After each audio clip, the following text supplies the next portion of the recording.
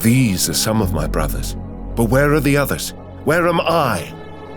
I am his chosen regent! I fought on 1,000 battlefields for him. The blood of my warriors is on his hands, and he ignores me like I don't exist. I am Horus, and I make my own fate.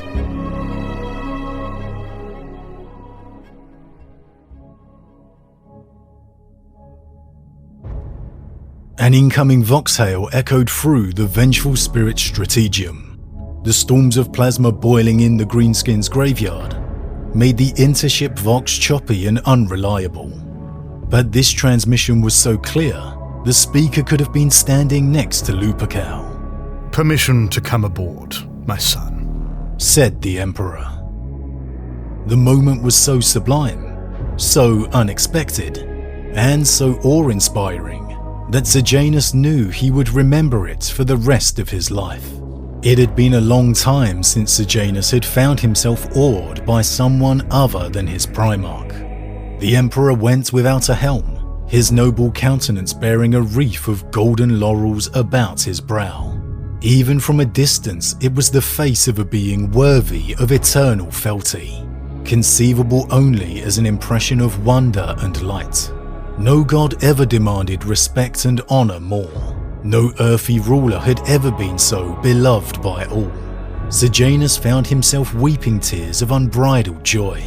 Father and son met on the main embarkation deck of the Vengeful Spirit, and every legionary aboard had mustered to honor the master of mankind. 10,000 warriors, so many that every Stormbird and Thunderhawk in the deck had been flown out into the void to make room. No order had been given. None had been needed. This was their sire, the ruler who had decreed the galaxy to be humanity's domain and wrought the legions into being to turn that dream into reality. No force in the universe could have kept them from this reunion.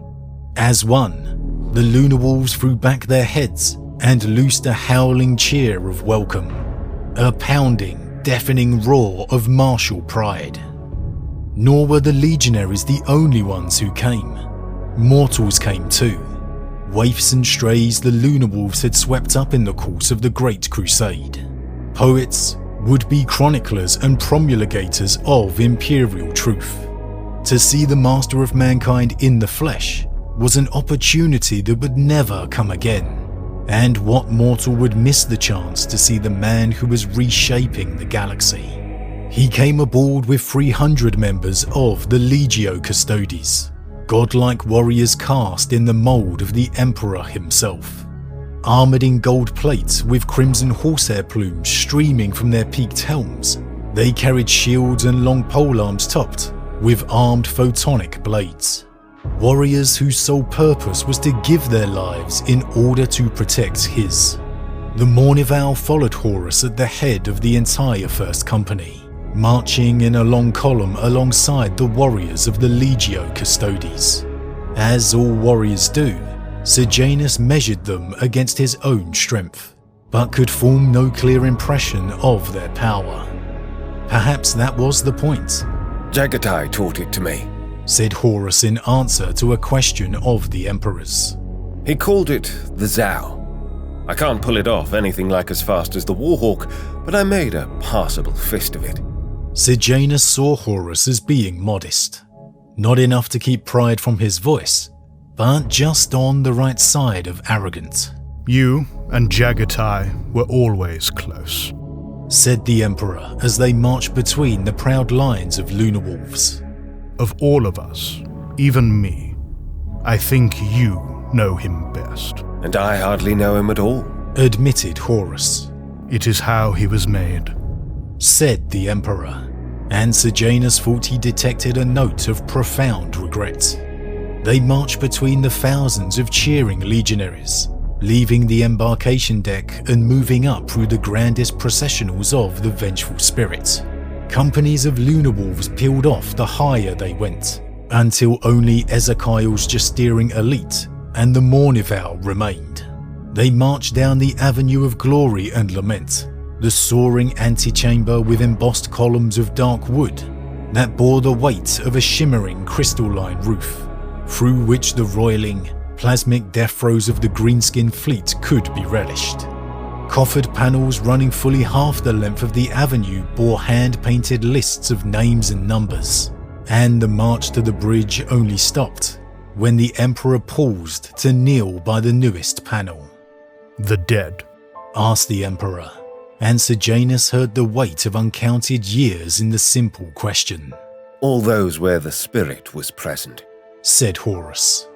So many, and so many more yet to come, said the Emperor. We must make it all worthwhile, you and I. We must build a galaxy fit for heroes. We could fill this hall 100 times over, and it would still be a price worth paying to see the Crusade triumphant. I hope it will not come to that. The stars are our birthright. Wasn't that what you said? Make no mistakes, and they will be ours. I said that. You did, on Cthonia, when I was but a foundling. The Emperor stood and put a mailed gauntlet upon Lupercal's shoulder, the gesture of a proud father. Then I must prove worthy of your trust, said the Emperor. Lupercal watched his warriors race to battle from the golden bridge of his father's vessel. He wished he was part of the initial wave, the first to set foot on Goro's alien surface. A wolf of ash and fire, bestriding the world as an avenging destroyer god.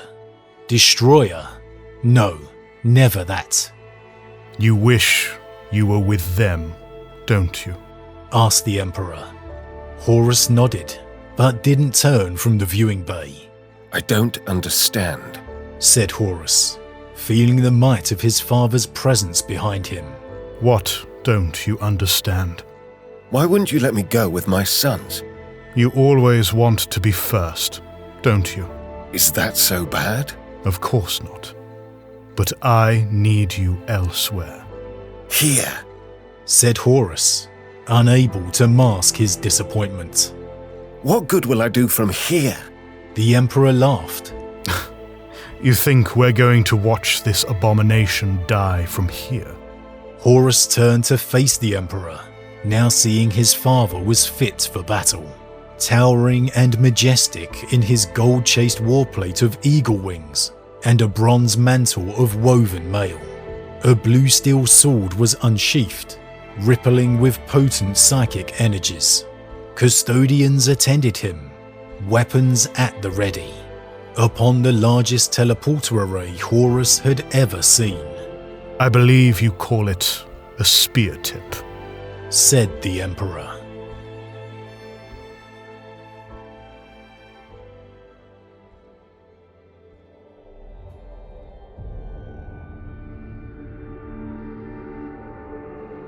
We were there, the day Horus slew the Emperor, the murder of humanity's golden era, and the enslavement to a grim dark future of only war. The 41st millennium. For more than 100 centuries, the Emperor has sat immobile on the golden throne of Earth. He is the master of mankind, by the will of the gods, and the master of 1,000,000 worlds by the might of his inexhaustible armies. He is a rotting carcass, writhing invisibly with power from the dark age of technology.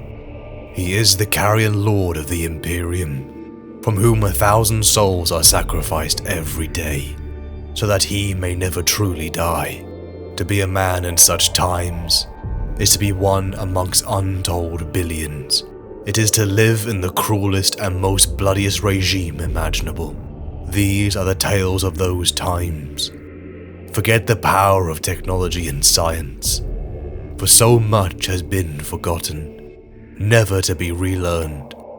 Forget the promise of progress and understanding, for in the grim dark future, there is only war. There is no peace amongst the stars.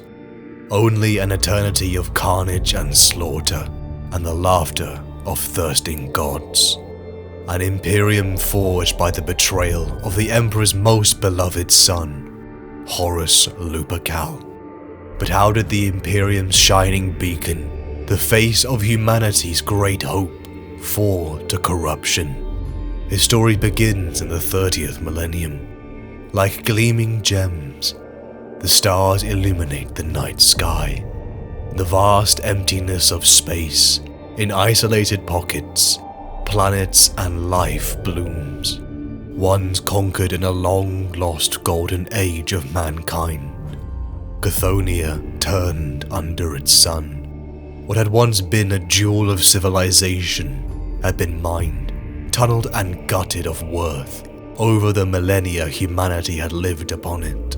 Great cities that towered in enormous hives, and cavernous layers housed the cramped squabble of humanity. The collapse of mankind's federation, millennia before, had withered Cthonia in resources and in societal structure. A near lawless state, ruled by the various infighting hive gangs, battled over the scraps. Smog and dust filled the gloom that hung to the planet's surface, the soot filling the people's lungs. In the warrens deep below the surface, a low rumbling shook, an unnerving shake that seemed to settle in the weeks following, one that Cargeddon and his gang could not place, until a child was found, wandering in the dark. The brutal reality of life in this lawless place, in the near lightless existence, would permeate this child.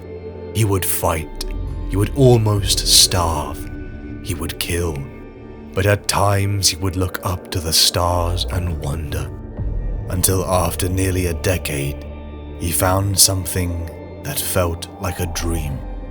The shattered ruins of a device so advanced, so arcane. Welling up within the child, he felt memories and truth slam into his mind. He was no man, he was beyond that. He was not of this world. His mind and body were the height of human potential. A name stuck out, like it was blazed across his soul. I am Horus. In the wake of this realization, golden-eagled ships plummeted through the atmosphere of Cthonia, an army decorated in brilliant gold, and finery stood aside to reveal the perfection that made even Horus weep. The Emperor of mankind, his father, had come. The Imperium of man, the expanding empire from terror. Horus learned as the light of the throne world illuminated his eyes. They sailed the very stars themselves, as Horus left Cthonia for the planet of his creation. For a young man who had only known the brutal and toxic life of Chthonian slums, to the tide of imperial might and sophistication, it almost overwhelmed him. But what expanded his knowledge of culture and creed was nothing compared to what he learned of himself. He was a Primarch, a superhuman being created by the Emperor and forged from his own genetic material. But all this sense of wonder came crashing down, as Horus learned he was not alone. He was one of 20. He had brothers, but they were not here. They too had been scattered across the stars in a terrible accident. From those golden eyes his father told him of the Great Crusade, the conquest and reunification of mankind across the stars. The galaxy was mankind's birthright, and like the lost colonies, humanity was set upon all sides by infighting, xenos and mutants. For mankind to survive, it had to be united. Would he, Horus, help? The Emperor asked.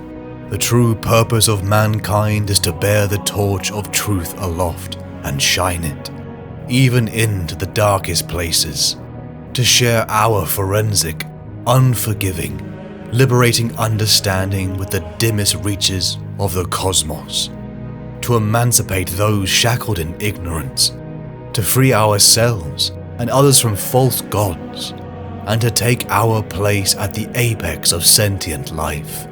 The Emperor needed him to be his general, his Primarch, his son. Horus knelt before the Emperor and gave his allegiance. A crescendo of joy, a feeling of belonging, a feeling of dire importance that he was needed for this great task swelled within him. Yes, he would fight. He would create the golden era of humanity to come. He would be the example his father needed him to be. For 3 decades, father and son stood side by side as the fleets of the Imperium launched to the corners of the galaxy. From the Emperor himself, Horus was gifted with the finest armor and arms, fed physical training and knowledge from the greatest scholars and orators the Imperium had at hand. All of it was taken in and mastered at a speed far beyond any mortal man. And then came the greatest gift of all, a legion of warriors crafted from his own genetic material, recruited from the finest warriors of Terra, the Lunar Wolves, the 16th Legion. Sons to Horus, as he was a son to the Emperor. Even Horus himself was astounded, many of his sons bearing a strong resemblance to his own face. The sons of Horus, he named them affectionately. After years, to Cthonia Horus returned with his Terran-born sons. From the slums and underground gangs, Horus welcomed the best into the ranks of his lunar wolves. In his youth he had explored the very depths of his adopted homeworld, beyond the deepest ore delvings, where the insane and crippled waited to die. He even ventured beneath the dripping cadaver pits, avoiding the screeching murder horsebecks with their disemboweling knives and organ cloaks. Cthonia was a warren of nightmarish rookeries, filled with unimaginable horrors at every turn. It was claustrophobic tunnels lit with pulsating light from magma fissures, thick with ash and a toxic miasma that clogged the lungs, fouled the eyes and stained the soul. Here he would find new blood for the Legion. Here he would find men who understood him, who grew up just like him. From the traditions born on Terra, the Primarch only built upon them, a meshing of the cunning but brutal Chthonians with the disciplined but rigid Terrans, alloyed into one force. In their thousands, the brilliant white and scarlet crescent lunar wolves stood before the rising hope of the Imperium. Lupercal, Lupercal, Horus Lupercal they cheered as the Legion set off to the stars and joined the Great Crusade. To stand before Horus, even the Imperium's enemies wanted to kneel. His very presence hit like a wave, the fire of his spirit, the power and purpose behind every word and action made others want to follow him. Cthonia had shaped him, and the Emperor had perfected him. Horus knew the effect he had on others, and played into it. Only the astute around him could pick up on the rough Chthonian accent that he steered into. He was the charming king, a little rough around the edges. The Machiavellian prince who was the champion of the people, above them and yet one of them. Illuminate them, my sons, Horus declared, as armed with the imperial truth and the hand of civilization and unity, Horus and the Lunar Wolves brought world upon world into compliance. For 30 years, Horus was the lone Primarch, the other legions looking on in envy to the 16th, who could stand beside their gene father. Elements of the 3rd and 19th Legion were auxiliary to his command as the Imperium began to grow. Legends were born and forged as Primarch and Legion battled non-compliant colonies and Xenos. First Captain Abaddon, Hastur Sejanus, Horus Aximand, Tarek Togadan, his Mournival, his closest sons and advisors, whose nature and temperament were a cultured alloyed mix. men to represent each side of his mind, and a tempered voice to calm his worst impulses. He was the Lupercal, a figure beloved by all, a face remembered by millions upon thousands of worlds, one who had no equal bar the Emperor, who stood so far above him, until that day. From the Fenris system, the Emperor of mankind summoned Horus. The reunion of father and son was a momentous and joyous occasion cut short, as the Emperor presented to Horus an equal, Leman Russ. A brother, a Primarch, a primitive barbarian king. How long had Horus dreamt of this moment? How much had he played in his head? The fair-haired giant stood before him, knotted muscle and a glare so furious it could kill. Horus was bereft. He was no longer alone. He should not care, but he did. He was jealous. He was embarrassing himself. Sensing his son's resentment, the Emperor rested a hand on Horus's shoulder. The touch sent shivers into Horus's soul. Loving devotion welled in his heart that he could not deny, try as he might. Horus basked in the Emperor's attention. He was jealous. He would have to share the golden attentions of his father with another. The years they shared seemed reduced to an eye blink. He thought they would last for all time, and just like that they were done. In that moment, everything changed forever. If I cannot trust you to learn how to work with the others, and lead them as the first of my sons, then I have overestimated you. The Emperor's words stung Horus, as he realized the great responsibility placed upon his shoulders. He was the first found son. He had to quash his jealousy, to be the brother his siblings needed, to guide them as the Emperor had guided him. Though Horus found it hard to hide his disgust at these primitive Fenrisians, but who was he to judge? Had he and the hive gangs of Cthonia not been polished into gems? Could this not be the same for others? Decades began to pass, and more of them were found.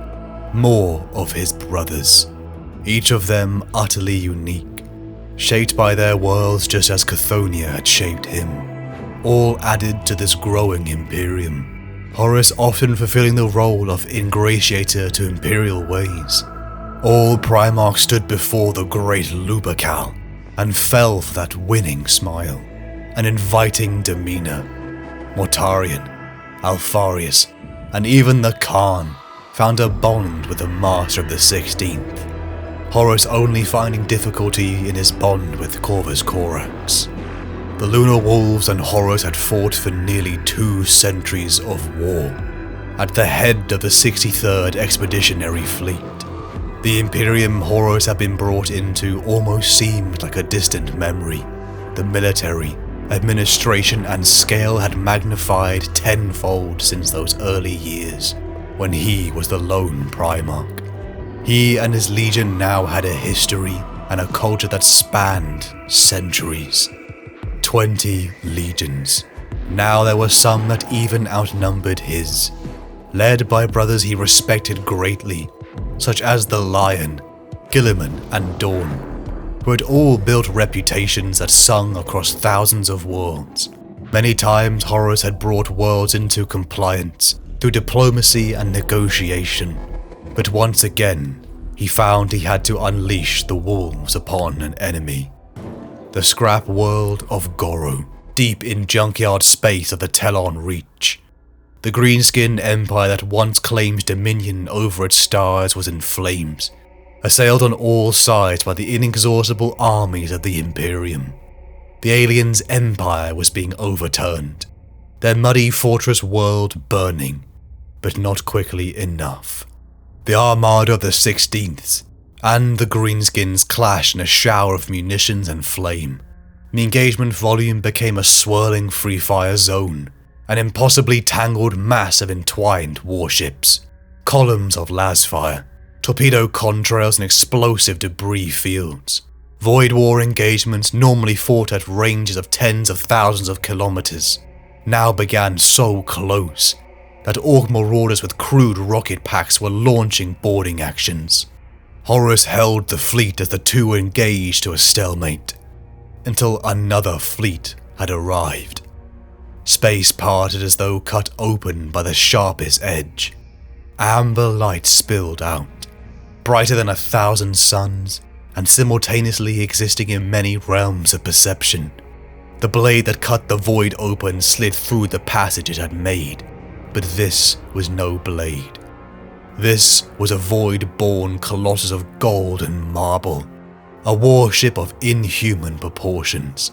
Its prow was eagle-winged and magnificent, its length studded with vast cities of statuary and a palace of war. It was a starship, but a starship unlike any other, built for the most peerless individual the galaxy had ever known. This was the flagship of the Emperor himself, the Imperator Somnium. The greenskin fleet broke as the Emperor arrived. The master of mankind went without a helm, his noble countenance bearing a wreath of golden laurels about his brow. Even from a distance it was the face of a being worthy of eternal fealty, conceivable only as an impression of wonder and light. No god ever demanded respect and honor more. No earthly ruler had ever been so beloved by all. From the thousands of serfs and soldiers, even to the Astartes, they wept at the majesty of his being. Such distilled humanity, perfected into one form. No one would miss the sight as father and son embraced. Before, Horus had struggled to gaze upon that face, but he met those golden liquid eyes of his father and felt a well of emotion flood every fiber of his being. The two marched side by side, with the custodians and the Mournival resting near a monument to the dead. So many of Horus's sons had given their blood and their lives to build this Imperium, a sacrifice he felt keenly, even as he was willing to give more to see it through.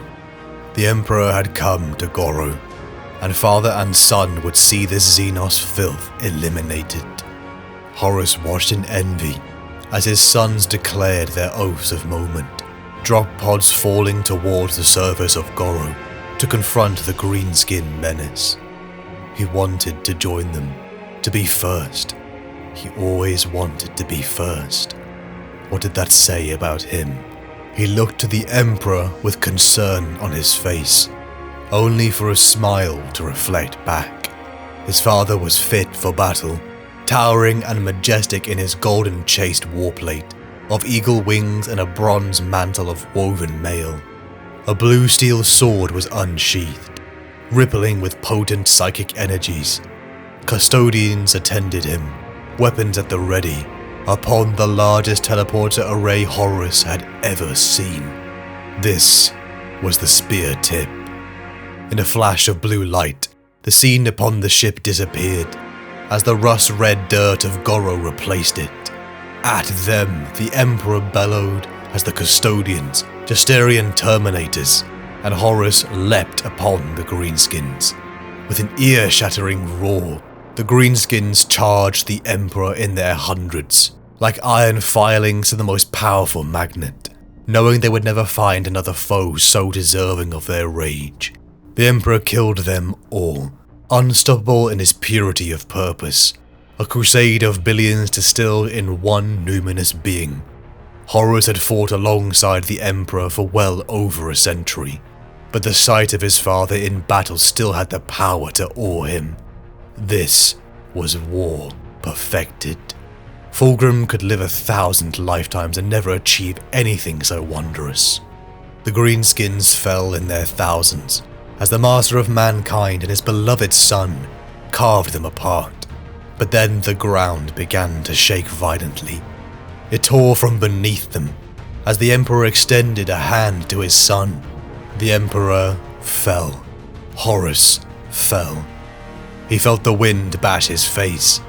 As shards of rock impacted his body, he looked around to see brave Justarian and Custodes, who had leapt after their masters, their bodies smashing into sludge, as even their superhuman forms could not endure the impacts.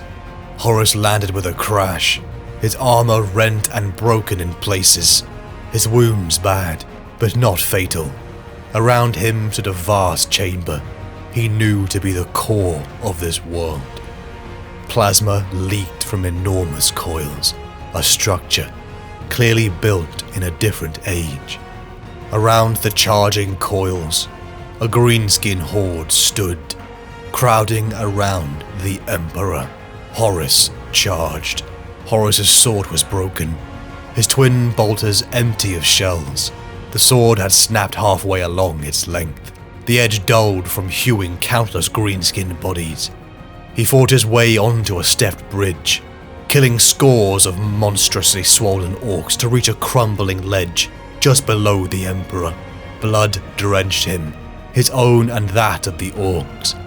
His helmet was long gone, torn away in a grappling, gouging duel with an iron-tusked giant, with motorized crusher claws for arms and a fire-belching maw. He'd broken the beast over his knee and hurled its corpse from the bridge. In front of him now he saw the Emperor and what he fought. An enormous, mechanized-clad orc beast. Horus had never seen anything like it. Anything so monstrous and deadly. Titanic clangs pounded Horus's ears as he saw his father use every ounce of strength to hold against the creature that loomed over him. Horus sprinted forward, gripping one of the warlord's mechanized arms, one bearing the spinning brass spheres and crackling tines of its lightning weapon. The arm's strength was prodigious, but centimeter by centimeter Horus forced it around. Lightning blasted from the weapon, burning Horus's hands black.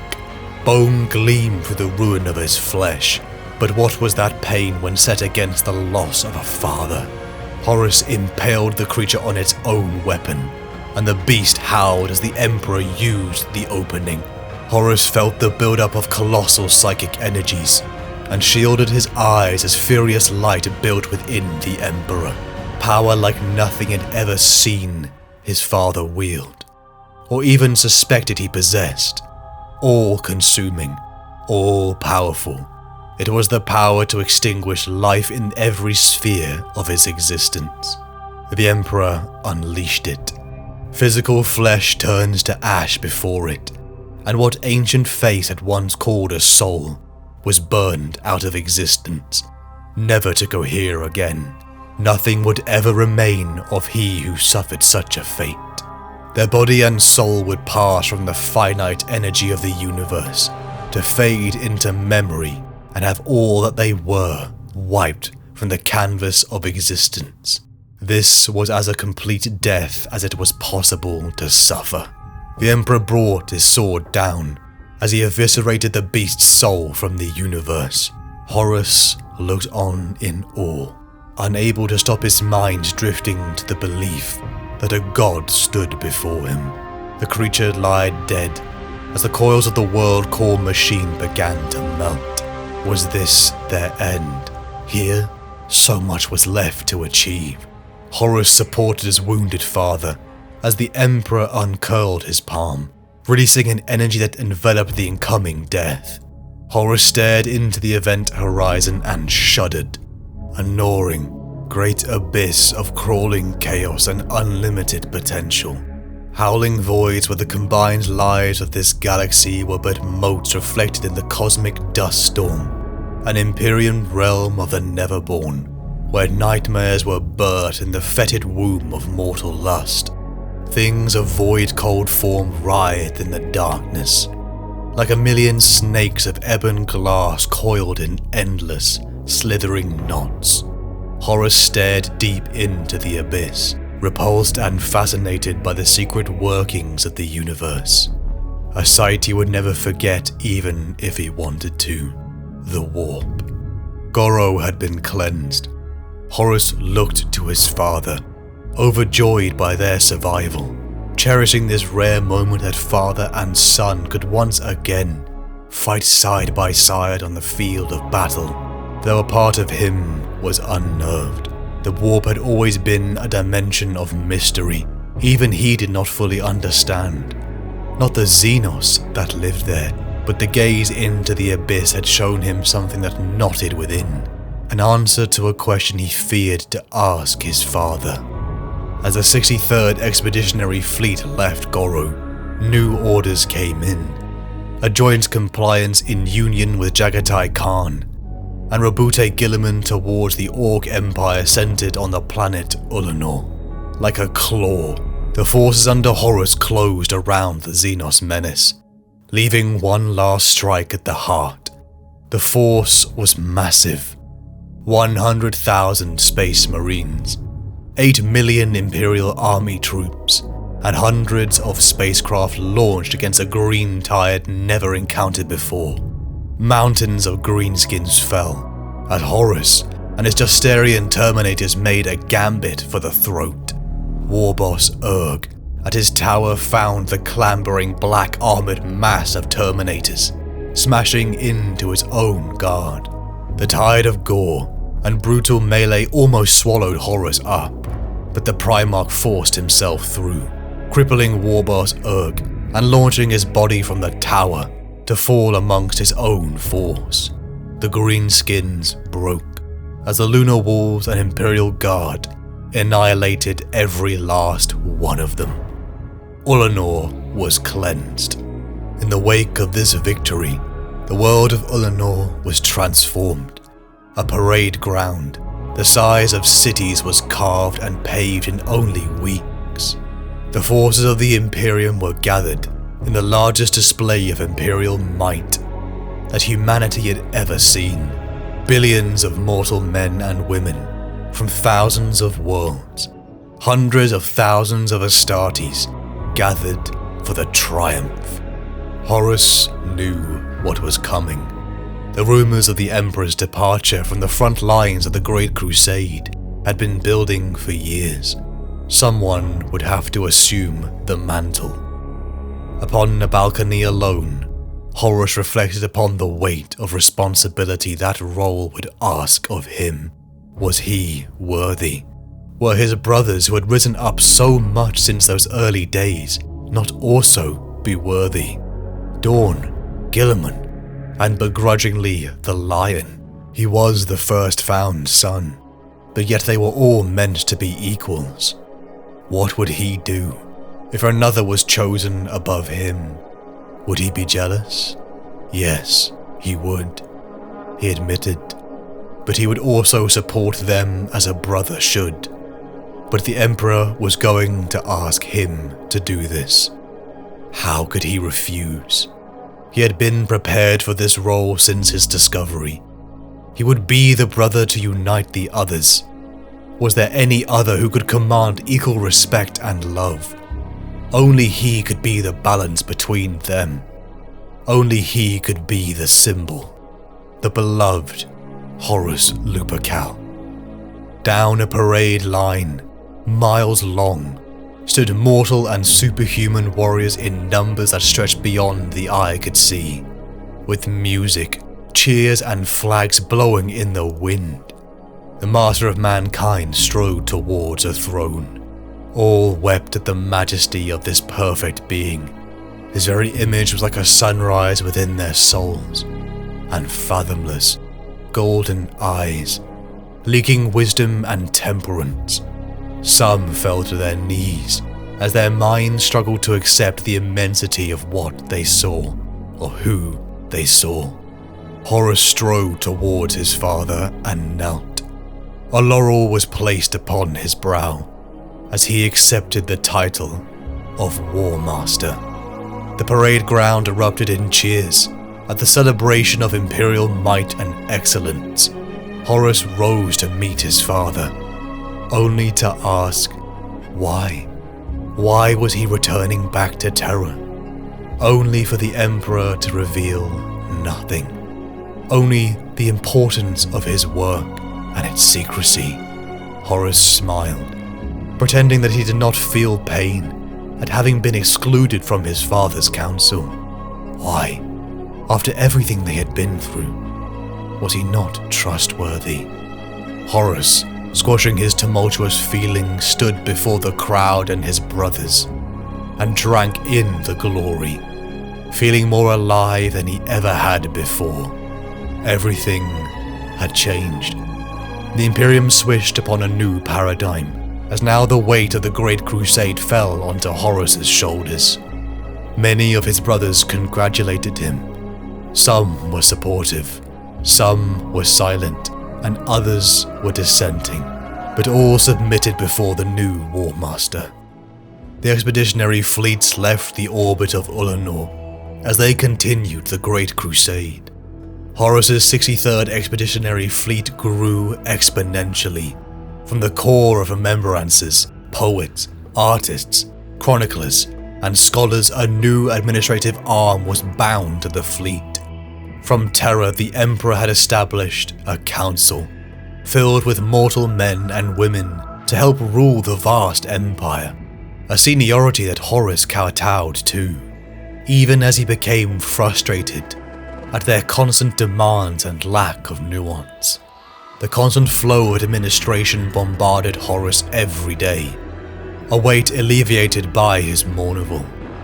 Abaddon, Horus Aximand, Tarik Torgadon, and beloved Hasta Sejanus. The court of the Warmaster was a civilization unto itself, a bustling hub that led the reconquest of the stars.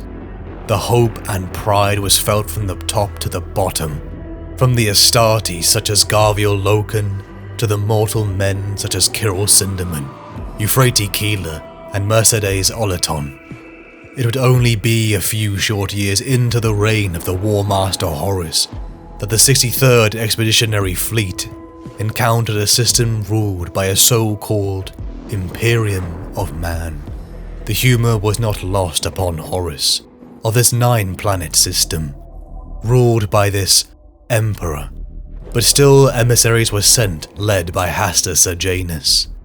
But this olive branch was spat upon, as the Imperial diplomats and their guards were murdered, the idea of another Emperor unpalatable to this pocket realm.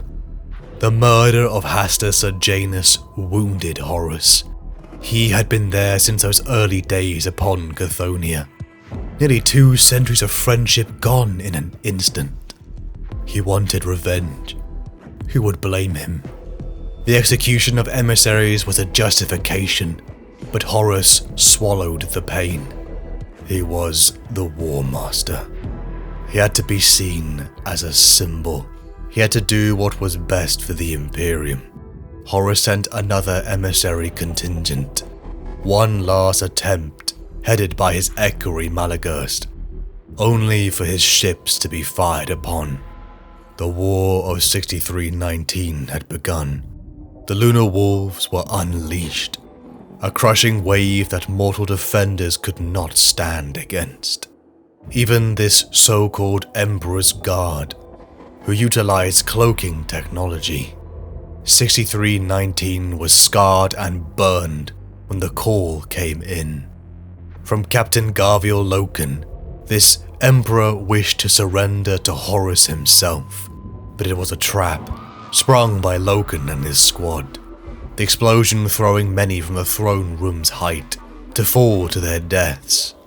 Loken held on to the edge, his grip failing until a teleportation flare almost blinded him. A giant hand grabbed his, as Loken looked into the face of his Gene Father. He looked like a giant, a god amongst men. His armor was white gold, like the sunlight at dawn. Robes fluttered behind, haloing the beautiful radiant face. The Warmaster Horus Lupercal had arrived. Loken stuttered and looked at his Primarch in awe. "Not so formal, Garvey," the Warmaster said, as again one of Horus's sons basked in his presence. The war had been short and bloody, as did most affairs that concerned Astartes. The compliance of 6319 had been achieved, but rebel elements still lingered. The death of Sejanus had been a somber time, for a figure so adored by Horus and the Legion. But still Horus would show dignity, asking his brother Rogel Dawn, who was accompanying his fleet in support of his ascension to Warmaster. He asked him to attend as Imperial representatives for this so-called Emperor's funeral, a preservation for the people of 6319. But one problem had arisen.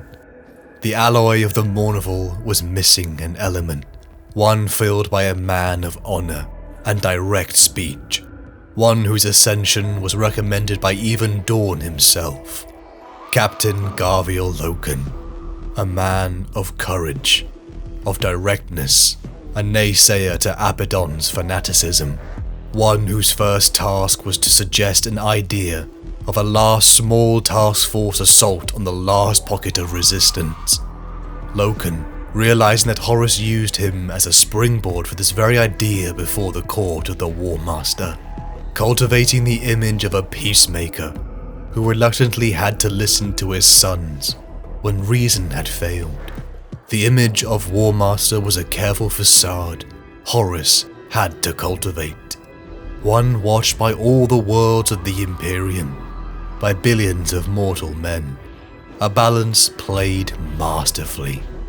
Loken, Vipers, Jubal, and 10th Company descended down to 6319, as Horus and his navigator waited patiently for news. When a spike of warp energy was detected, reports came in that shocked Horus and the Mournival to the core. A legionary had turned upon their own, 6 brothers dead at the hands of Xavier Jubal, Astartes killing Astartes. It was unthinkable. A tragedy ended by Loken as a seemingly possessed marine screamed the words, "Samus is here."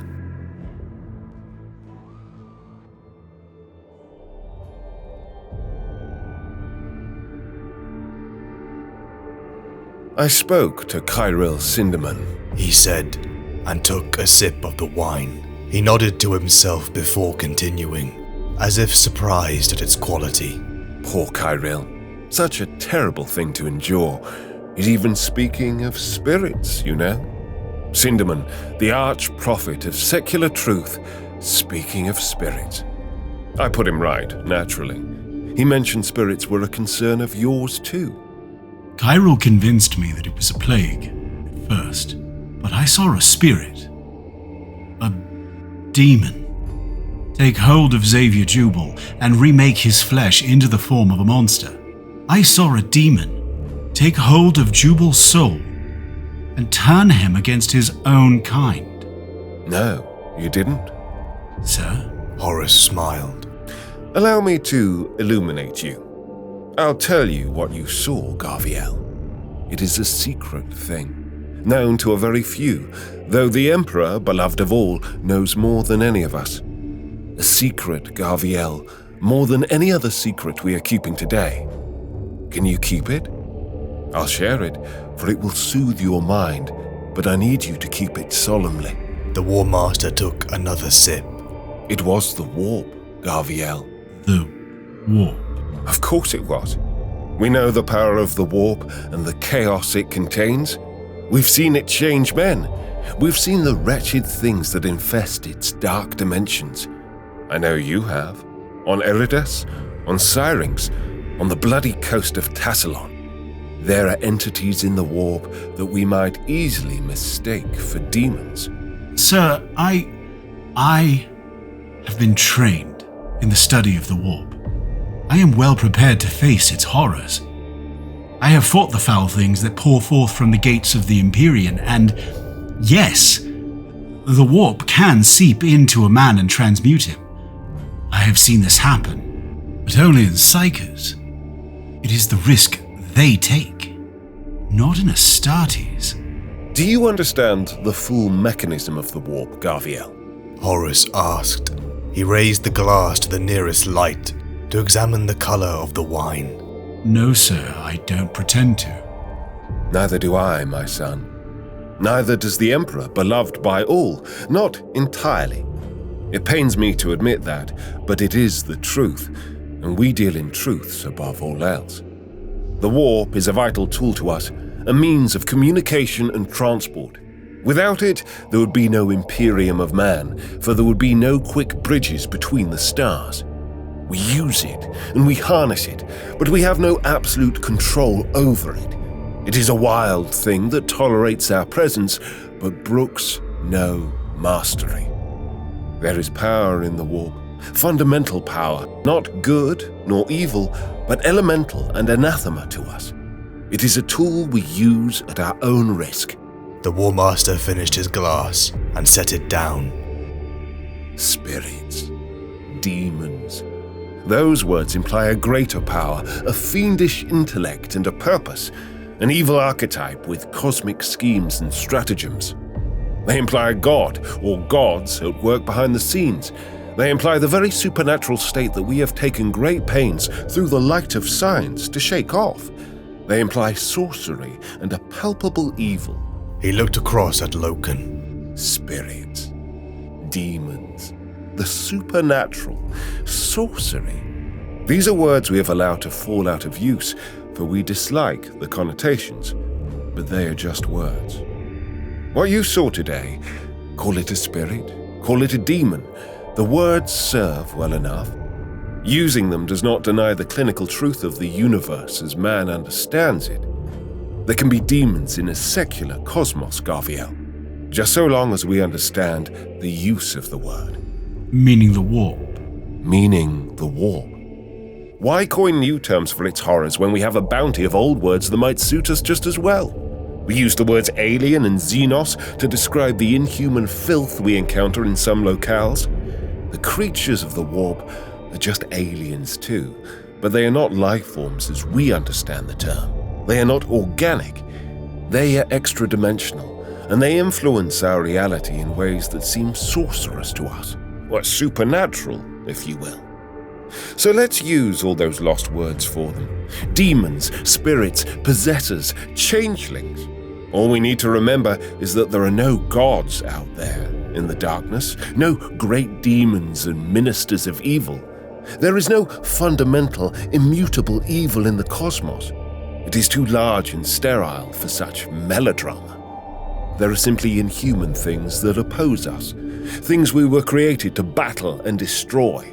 Or orcs, Gaiken, Teshepta, Kalikid, Eldar, Jakero, and the creatures of the warp, which are stranger than all, for they exhibit powers that are bizarre to us because of the otherness of their nature. Loken rose to his feet. He looked around the lamplit room, and hearing the moaning of the mountain wind outside. I have seen psychers taken by the warp, sir.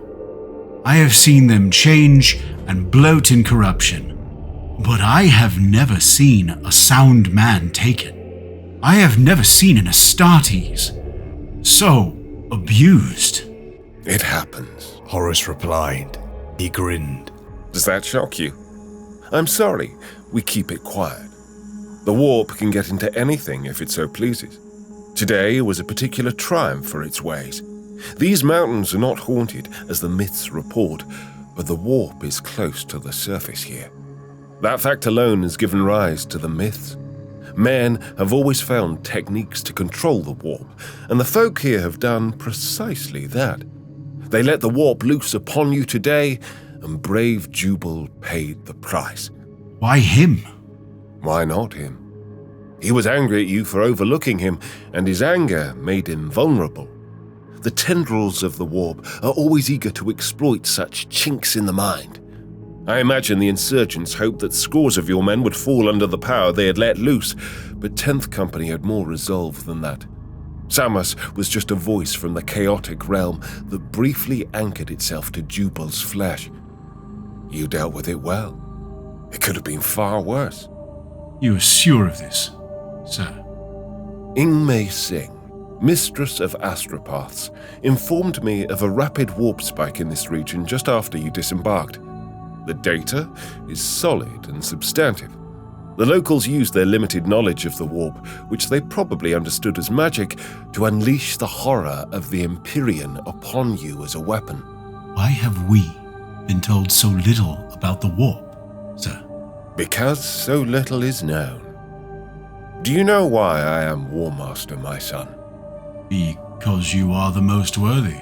Horus laughed, and, pouring another glass of wine, shook his head. I am Warmaster, Garviel, because the Emperor is busy. He has not retired to Terra because he is weary of the Crusade. He has gone there because he has more important work to do. More important than the Crusade? So he said to me. After Ulanor, he believed the time had come when he could leave the crusading work in the hands of the Primarchs so that he might be free to undertake a still higher calling. Which is? Loken waited for an answer, expecting some transcendent truth. What the Warmaster said was, I don't know. He didn't tell me. He hasn't told anyone. Horus paused for what seemed like an age, and the wind banged against the longhouse shutters. Not even me, Horus whispered. Loken sensed a terrible hurt in his commander, a wounded pride that he, even he, had not been worthy enough to know this secret. In a second, the Warmaster was smiling at Loken again, his dark mood forgotten. He didn't want to burden me. But I'm not a fool. I can speculate. As I said, the Imperium would not exist but for the warp. We are obliged to use it, but we know perilously little about it. I believe that I am Warmaster because the Emperor is occupied in unlocking its secrets. He has committed his great mind to the ultimate mastery of the warp, for the good of mankind. He has realized that without final and full understanding of the Immaterium, we will founder and fall, no matter how many worlds we conquer. What if he fails? He won't. The Warmaster replied bluntly. What if we fail? We won't. Because we are his true servants and sons. Because we cannot fail him. He looked at his half-drunk glass and put it aside. I came here looking for spirits, he joked. And all I find is wine.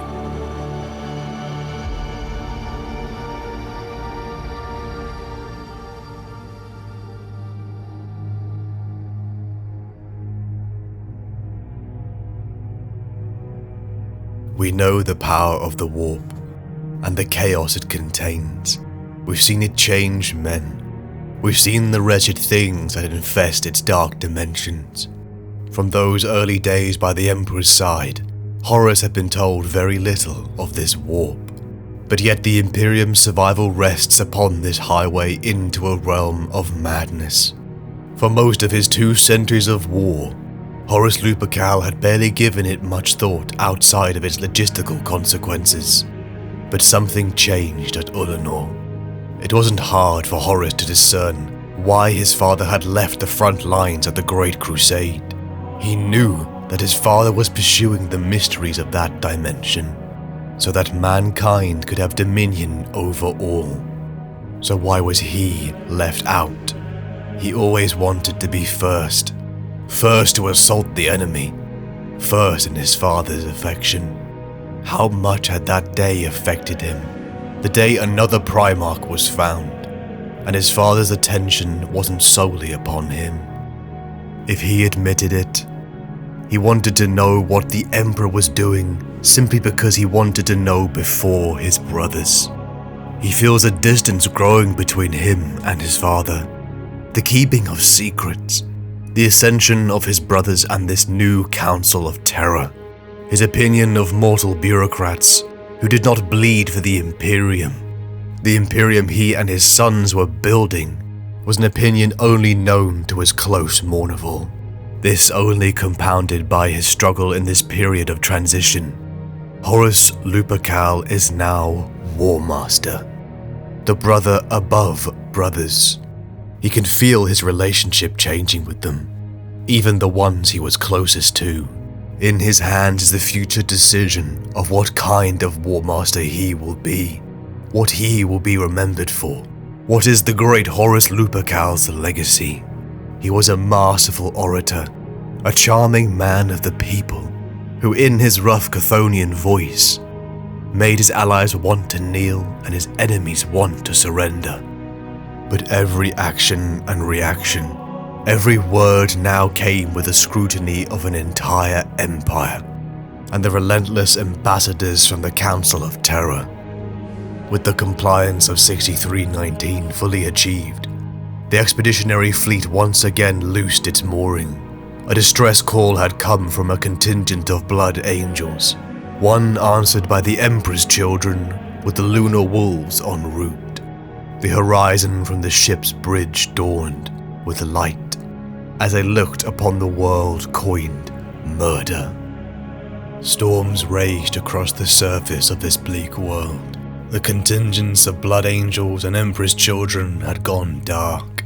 The Vox returned no life signals, except for a strange music that seemed to emanate from the world. The blood angels were thought dead, but the Emperor's children contingent still had survivors. Lupercal. The lunar wolves roared as the drop pods descended down through a gap in the storm. The Imperial forces had been near butchered by a violent arachnid Xenos race, equipped with pincers sharp enough to pierce ceramite plate. The dead and dying Astartes were hauled away to be spiked upon thorn trees for flying variants to feast upon. The prosecution by the 3rd Legion Captain Eidolon had been disastrous. A combat record full of bull-headed decisions and no accountability, a concern Horus would have to direct to his brother Fulgrim. They were close, Fulgrim being one of Horus's greatest supporters, his friend, but it concerned him that this temperament of warrior had risen so high in rank. Led by Tarik Torgadon, the extraction had been successful and aptly timed, and then Horus smiled as a new fleet emerged from the warp. Sanguinius had arrived. The two brothers locked in a warm embrace. No two Primarchs, save Fulgrim and Ferris, were closer. They had fought side by side on numerous campaigns, spoken long into the night on many occasions, even held each other's secrets, one that Horus even kept from the Emperor. The cleansing of murder began. For 6 months the Blood Angels, Lunar Wolves and Emperor's Children reinforcements systematically annihilated the Megarachnids. The demolition of their trees, a tactic brought to light by Captain Tarvitz of the 3rd. Horus should have only been watching from the viewboards. An unexpected consequence of his ascension to Warmaster meant he could not be risked upon the field so easily. His duties to the Imperium were more than just war. He could not take to the field as much as he desired, but he would not dare let anyone outshine him, especially a brother, and so he fought side by side with Sanguinius. The war had been a brutal and bloody affair. Many legionaries lost, but compliance had been achieved. In confidence to Sanguinius, Horus let his guard down. He had concerns over the potential disagreement between him and Fulgrim, over his concerns during this campaign, and the temperament of Astartes his brother held close. Fulgrim was an ally. They could not be seen bickering, especially to the legions and Primarchs who did not respect Horus as much. Sanguinius told him it was a time for change. He needed to assert himself and his legion. Horus knew how others saw him in the 16th. The Chthonian-born barbarians, gangers unfit for a role so close to the Emperor. But Sanguinius was right.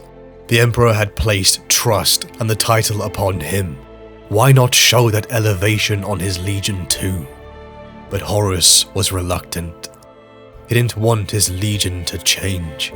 The victories, the fallen, the deeds earned under the name of Lunar Wolves was sacred to him. How could he erase that? But the Imperium had changed. A time was coming for his sons to evolve with that. A time would come when they would command the respect they deserved as the sons of Horus. In the conclusion of the campaign, All battle stations came to alert as an unknown fleet entered the system.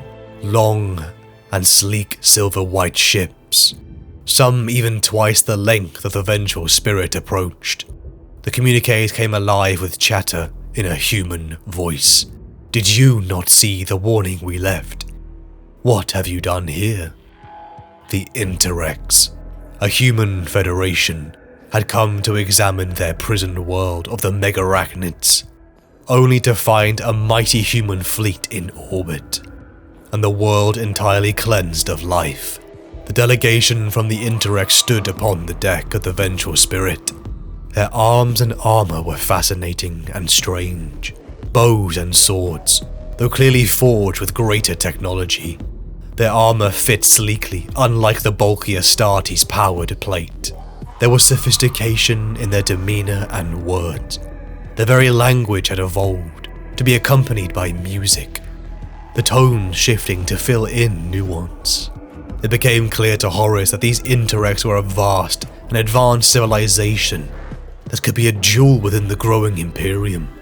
They were the talk of the expedition, except for one detail.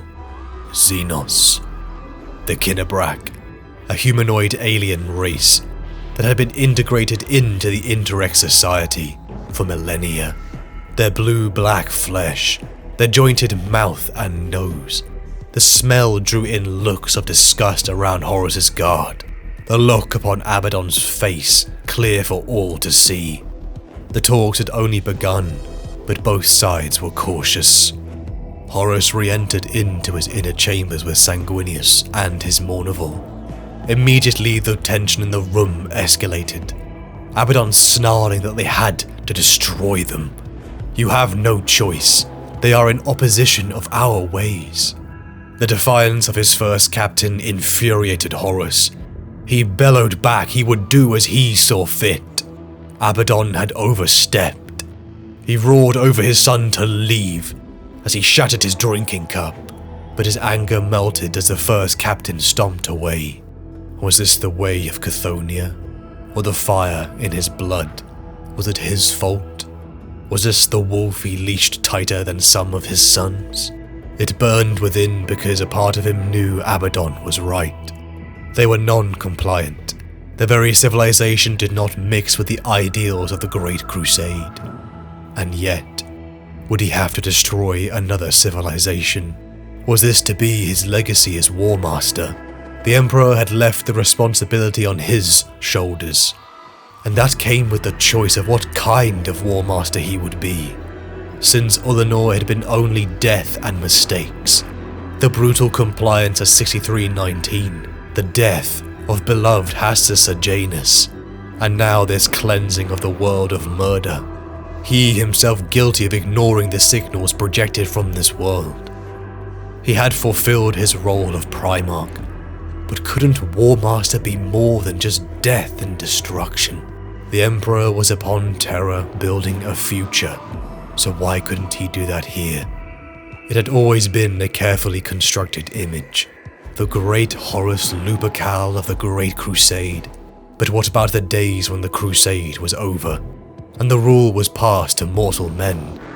Was he and his sons ready for an age of peace? They had to be. Horus chose to learn from this Interrex. They had shown him a contrast, and it had left him wanting. To an outpost world of the Interrex, the 63rd Expeditionary Fleet would journey, for the talks to continue. The Imperial Armada above Murder had grown considerably, as had the Warmaster's Council. Delegations from Terra and regional dignitaries, even other Legion contingents, such as High Chaplain Erebus of the Word Bearers, a close confidant of the Primarch Lorgar, and a respected figure amongst many legions, a man who earned the respect of the Lunar Wolves immediately, having recognized the stress currently upon Horus's shoulders. Erebus put aside his own objectives and simply aided the Warmaster. The Mournival and Horus immediately were grateful, and it was something they expressed over many dinners and private meetings. To the world of Zenobia, Horus and his delegation landed. This outpost world was a jewel, a regal civilization whose towers of grey, silver and brass peeked up from verdant hills that were filled with beautiful architecture. The display was subtle power, one that radiated civility and progress.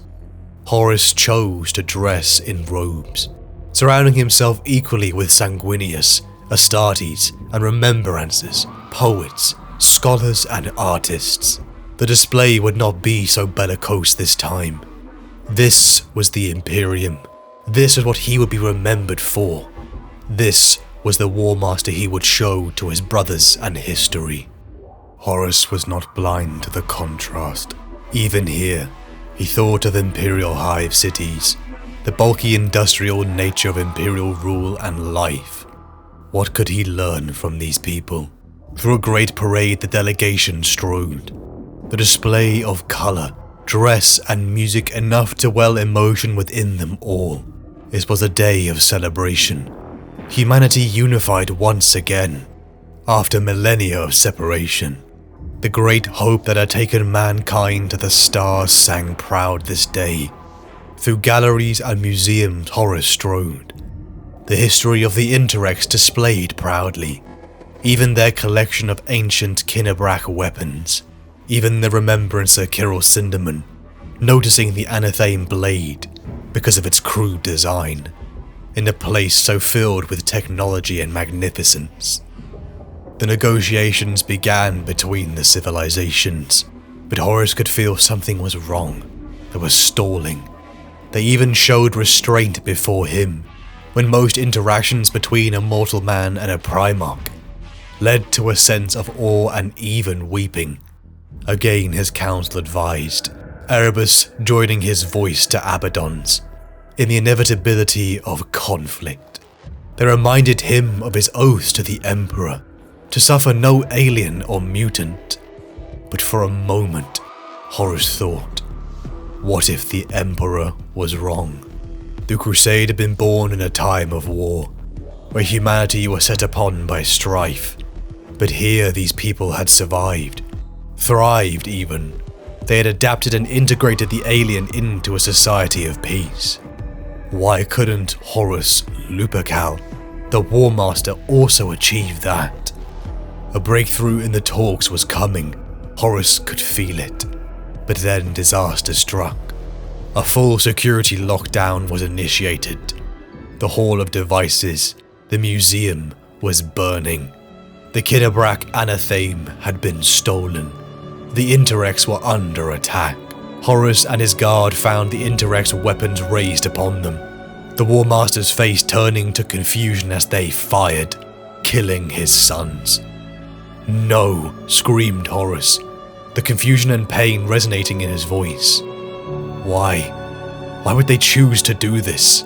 Chaos, spoke Garviel Loken, a word the captain had heard from a guard earlier. Chaos? Did they mean the warp? They had not brought the warp here. They dare accuse him of this? Of a so-called attack against the Hall of Devices? Horus ignored his men's pleas to retreat and escape. His sons had died, ambushed by their hosts. He would see the evidence for himself. To the blazing inferno Horus and his guard strode. His eyes looked into the fire that was spreading throughout the city. They dare accuse him of being the architect of this, of petty thievery, and of harboring some secret taint that came from the warp. The rage kept building. They had made him hope, made him think he could be more than a warrior. Again another mistake as Warmaster. Erebus and Abaddon were right. He looked to the stars and whispered to himself, "Why have you tasked me with this, Father? Why have you forsaken me? Why? It is too hard. It is too much. Why did you leave me to do this on my own?"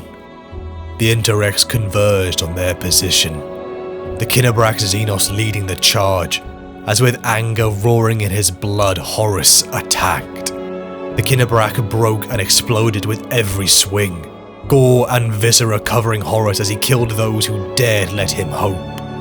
The drop pods fell from the sky as the Imperium and Interrex were finally at war. Zenobia burned as the Lunar Wolves annihilated this perfect city and its inhabitants.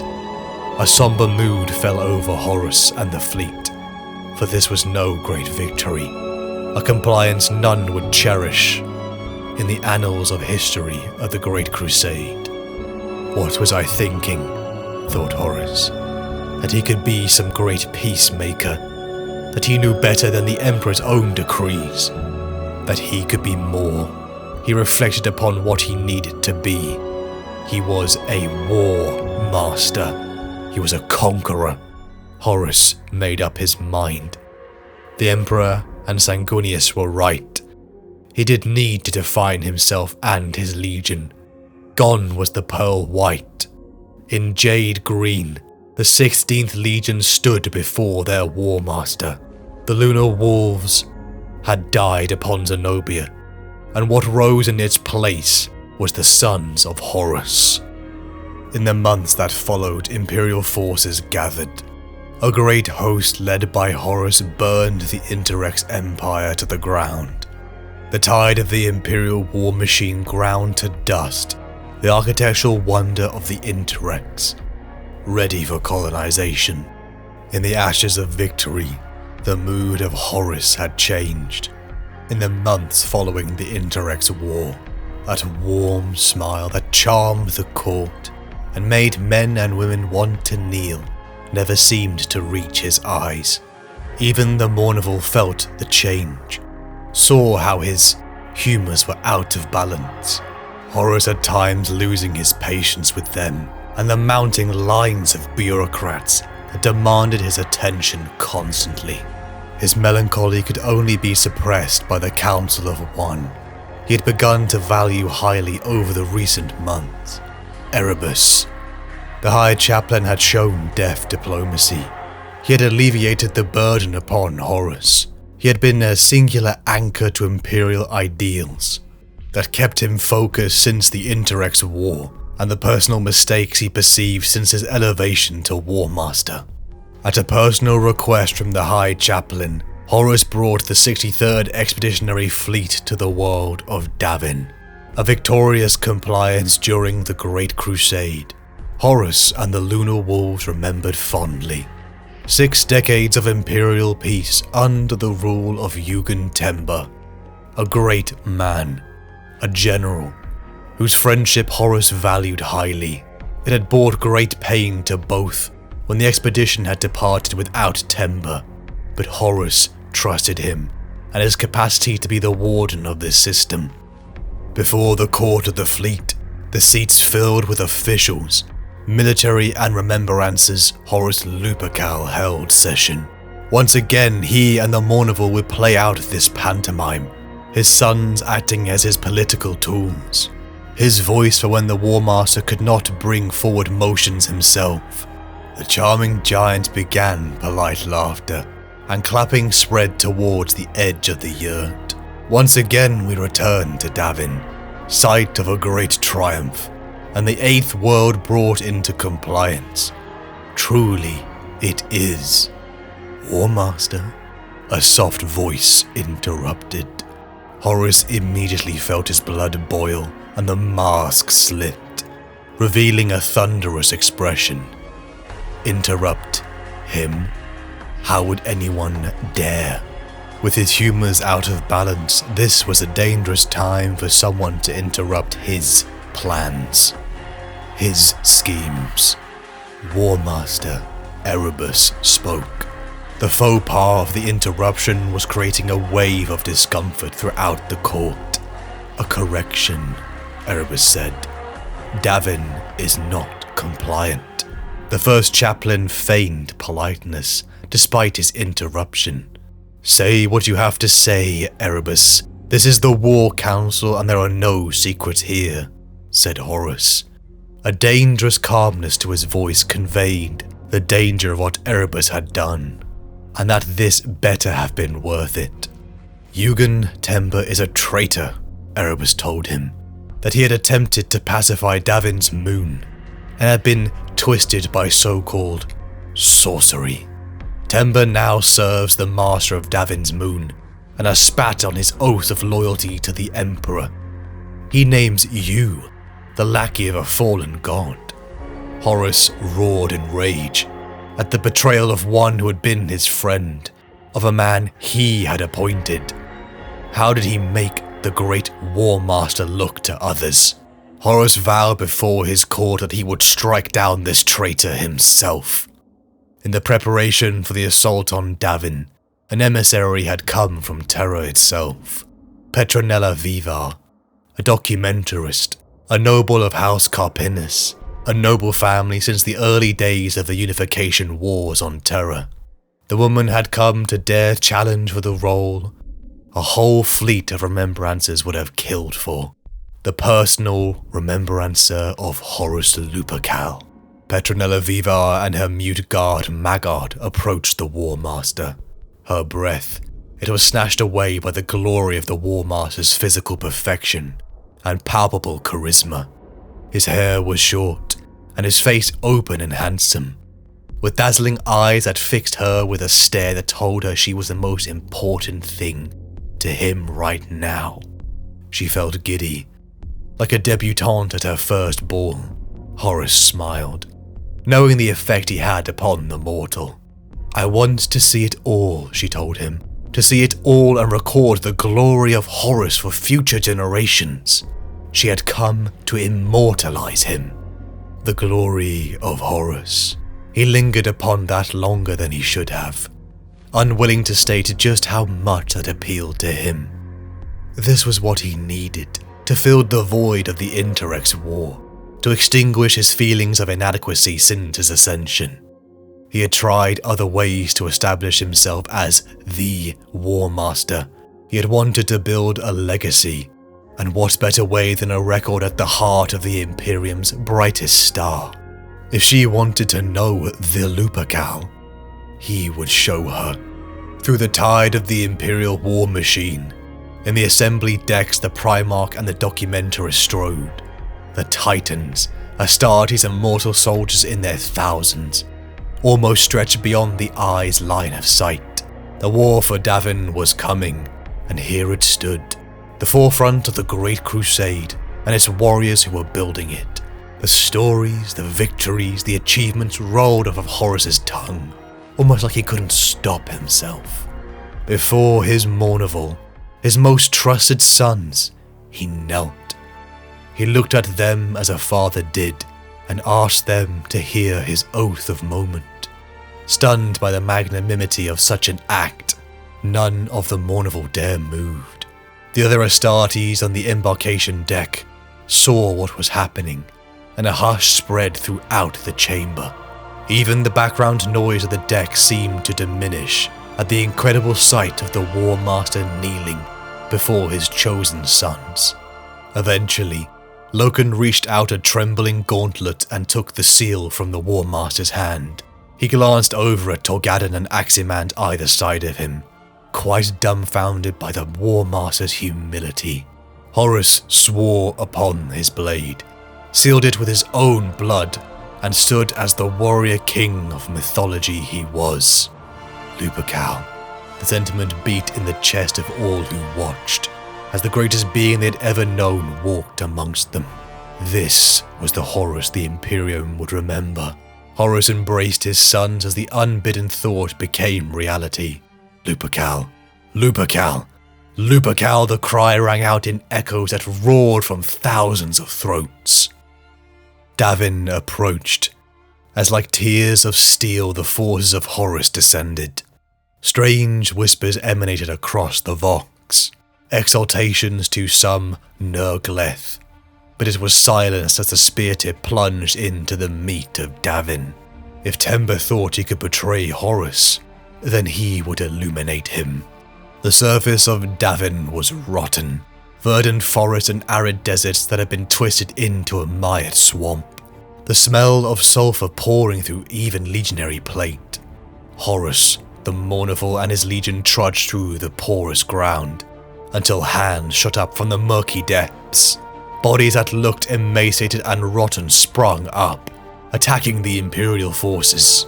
They cut them down as Horus saw a stormbird crash ahead, and he and his men rushed to its ruins, breaking through the wreckage just in time to smash the scrambling corpses into piles of meat and bone. Petronella Vivar hid, wounded and afraid in the corner, as a pile of bodies lay around her gene-enhanced bodyguard Maggard. For a mortal man to display such skill, it impressed Horus. He told Maggard he had courage, as the mute guard knelt with tears in his eyes. The admiration of the Warmaster, almost too much to bear for him. Maggard offered his blade to Horus, the gesture clear. "I am yours to command," a sensation Horus enjoyed. The poor woman had never seen war until now, and Horus was equally impressed as disappointed by her recklessness. The sons of Horus battered off this horrifying ambush, the contingents meeting up as they planned their next move. Covered in blood and gore, Erebus approached with his own word-bearers. Erebus had found the way. He had found Yugen Temba. Rusted and dead nearly 6 decades, the glory of terror, Yugen's ship lay smashed and ruined upon the cratered mudflats. Its once mighty hull torn open and buckled almost beyond recognition. Its towering Gothic spires, like the precincts of a mighty city, lay fallen and twisted. Its buttress and archways hung with decaying fronds of huge web-like vines.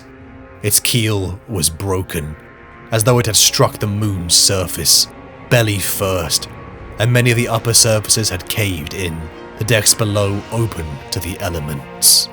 Horus had not left the world like this. Erebus spoke again, urging Horus to push on. His remarks met with opposition by Captain Garviel Loken of the Mournival.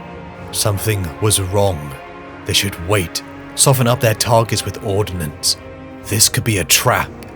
Loken pleaded with Horus to let the Mournival and the men finish this task. They are his will. They are his honor. "You think my shoulders so narrow that I cannot bear it alone?" asked Horus. And Loken was shocked to see genuine anger in his stare. Did they think him weak? How long had he heard the constant voices that he should not be in the field of battle? Horus strode off towards the wreckage. This was nothing, an obstacle. He was going to achieve so much. He was going to build a legacy Vivar would spread to mankind for all time. The anger within him only burned brighter with every step, as Horus ventured into the heart of the glory of terror, only for it to shatter as he saw the thing that had been his friend. A rotting, bulging carcass of a creature emerged from hiding. A sensation rippled across Horus's spine. Was this fear? The sight of the monstrosity sickened him to the core. This corruption. Was this chaos, like Jubal on 6319, the one the Interrex had spoken of? Horus lunged at the creature, as gurgling laughter and jibes spat from its hideous mouth, but its strength matched him, a Primarch. But still Horus landed blow after blow upon the rotting thing. The destiny is chaos, it screamed as black-blooded stinking pus coated Horus's armor. Wielding a crude sword, the creature stabbed Horus in the shoulder, as Horus rammed his own into the heart of Temba. Through the red mist of anger and hurt, he saw the pathetic, weeping and soiled form of Yugen Temba, stripped of the loathsome power of the warp that had claimed him. Still bloated and massive, the dark light in his eyes was gone, replaced by tears and pain, as the enormity of his betrayal crashed down upon him. Juddering sobs of agony and remorse racked Temba's body, and he reached up with his remaining hands to grip the Warmaster's armor. Horus's anger melted as he cradled his dying friend. He felt so hollow. He felt so hollow of that which drove him here in the first place. Temba died in his arms, as his last haunting whispers spoke of a doomed future of only war. In his last moments, Temba had whimpered that he was weak, he was sorry, and Horus had to be strong. Only he could stop it. Carrying the corpse of Temba, Horus emerged back to his men. Abaddon, Aximand, Torgadon, Loken, and Petronella Vivar greeted the Warmaster with cheers, as once again victory was theirs, only for the pallor of Horus to wash away to ash. The Primarch of the Sons of Horus wavered. His eyes rolled back into his sockets, and he began to collapse.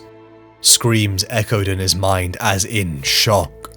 All around watched Horus Lupercal fall. In a stormbird, the Mournival and apothecaries rushed their Genefather towards the medbay. The news had spread like wildfire as mortal men and women crowded around, tears and wails growing like a chorus. The Astartes were in no mood to be slowed by this mass of people. The Mournival led the gurney through the crowds, mercilessly clearing a bloody path through the people before them. Men and women were cast down, trampled underfoot, and their screams were so pitiful to hear, an aftermath that would never be forgotten. Upon the cold steel table, the son of the Emperor lay, his armor stripped, blood and stimulants pumped into his frame. The wound on his shoulder, it wouldn't heal. It bypassed the genius of his cells. It was like a poison that had been designed to specifically kill Horus. The blade wielded by Temba, an anathema blade, had been taken from the Interrex, and it was killing him. And the best apothecaries of the Legion could do nothing to save him.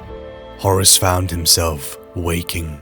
He was stabilized, but he was degrading by the hour. Petronella Vivar, he called for. The documentarist. He was dying. This was the end. But what frightened him the most was the possibility he would be forgotten. No, his legacy. She could save him. She would immortalize him. They were jealous. The wounded Horus whispered to her. All of them. My brothers. He knew it. Only the true brothers bowed their heads, whilst the others stared daggers in his back. He lamented how he knew the truth, that the Emperor did not choose him because he was the most worthy. It was simply because he was a conqueror, and that was all the Emperor expected of him. Oh, how he missed those years, when they were alone as father and son. His brothers had ruined that. He did love them, but controlling them and their desires, they were like children. Sanguinius should have been Warmaster. Horus was the Emperor's ambition. He knew it, but Sanguinius was his spirit. He loved and hated that about him, and for all his ambition it would mean nothing in the golden era to come. Bureaucracy and officialdom are taking over, Viva. Red tape. Administrators and clerks are replacing the heroes of the age. And unless we change our ways and our direction, our greatness as an empire will soon be a footnote in the history books. Everything I have achieved will be a distant memory of former glory, lost in the mists of time like the civilizations of ancient terror, remembered kindly for their noble past. If Horus saw the shock on Vivar's face, he didn't register it. I was bred with wondrous powers, encoded into my very flesh, but I did not dream myself into the man I am today. I hammered and forged myself upon the anvil of battle and conquest. All that I have achieved in the last 2 centuries will be given away to weak men and women who are not there to shed their blood with us in the dark places of the galaxy. Where is the justice in that? Lesser men will rule what I have conquered. But what will be the reward once the fighting is done? He couldn't stop. Horus poured out everything, every resentment, every trial and secret he had. A confessional of a dying man, the true Horus Lupercal. Until the blackness took hold, and Horus fell unconscious. The sons of Horus were paralyzed. A wave of hopelessness spread across the fleet, from the menial serfs to the Mournival itself. Hundreds of thousands were already mourning, and some even prayed. It was in their most dire moment that a suggestion came from one they trusted, Erebus. He spoke of a mystical healing temple upon Davin, the Serpent Lodge. They spat in the face of the ideals of the Great Crusade, a temple to mysticism under the Imperial truth. But what options did they have left? If they did not try every avenue, could they live with the guilt? From the Warrior Lodge, a society formed during the Great Crusade, a gathering where Astartes could discard rank and share in brotherhood, a meeting was held. A choice was made as Abaddon, Aximand, and the Lodge members agreed to take Horus to the temple. Carried upon a kite shield, armored in his finest ceremonial suit, the Warmaster's hands were clasped across his golden sword. A laurel wreath of silver sat upon his noble brow. Abaddon, Aximand, and the sons of Horus wept openly. The mortal men and women in their thousands joined the procession, throwing flowers, lighting candles, holding their loved ones tight. The outpouring of grief was on a scale never seen before. The symbol of the Imperium, the Lupercal, the champion of the Emperor's golden era. How could a symbol die? The procession left the vengeful spirit as thousands of ships followed, the entire expedition on a knife's edge. Everything else had failed. The Warmaster was dying, and the Emperor wasn't here. There could be no doubting of the identity of the central figure now, and Horus looked into the carved face of the Emperor. No doubt the inhabitants of this world thought it magnificent, but Horus knew this was a poor thing, failing spectacularly to capture the sheer dynamism and force of the Emperor's personality. With the additional height offered by the statue's plinth, Horus looked out over the slowly circling mass of people and wondered what they thought they did in this place. Pilgrims, thought Horus, the word leaping, unbidden to his mind, coupled with the ostentation and vulgar adornments he saw on the surrounding buildings. Horus knew that this was not simply a place of devotion, but something much more. This is a place of worship, he said, as Sejanus joined him at the foot of Korax's statue, the cool marble perfectly capturing the pallid complexion of his taciturn brother. Sejanus nodded and said, It is an entire world given over to the praise of the Emperor. But why? The Emperor is no god. He spent centuries freeing humanity from the shackles of religion. This makes no sense. Not from where you stand in time. But this is the Imperium that will come to pass if events continue on their present course. The Emperor has the gift of foresight, and he has seen this future time. For what purpose? To destroy the old faiths, so that one day his cult would more easily supplant them all. No, I won't believe that. My father always refuted any notion of divinity. He once said of ancient Earth that there were torches who were the teachers, but also extinguishers who were the priests. He would never have condoned this. Yet this entire world is his temple, and it is not the only one. There are more worlds like this. Hundreds, probably even thousands. But the Emperor shamed Lorgar for behavior such as this. The Word-Bearers Legion raised great monuments to the Emperor and persecuted entire populations for their lack of faith, but the Emperor would not stand for it and said that Lorgar shamed him with such displays. He wasn't ready for worship then. He didn't have control of the galaxy. That's why he needed you. Horus turned away from Sejanus and looked up into the golden face of his father, desperate to refute the words he was hearing. At any other time, he would have struck Sejanus down for such a suggestion, but the evidence was here before him. He turned to face Sejanus. These are some of my brothers, but where are the others? Where am I? I do not know. I have walked this place many times, but have never yet seen your likeness. I am his chosen regent. I fought on 1,000 battlefields for him. The blood of my warriors is on his hands, and he ignores me like I don't exist. The Emperor has forsaken you, Warmaster. Soon he will turn his back on his people to win his place amongst the gods. He cares only for himself and his power and glory. We were all deceived. We have no place in his grand scheme. And when the time comes, he will spurn us all and ascend to godhood. While we were fighting war after war in his name, he was secretly building his power in the warp. The droning chant of the official, a priest, realized Horus, continued as the pilgrims maintained the slow procession around their god, and Sejanus' words hammered against his skull. This can't be true, whispered Horus. Horus, my brother, said Magnus. You must not believe whatever he has told you. It is lies, all of it.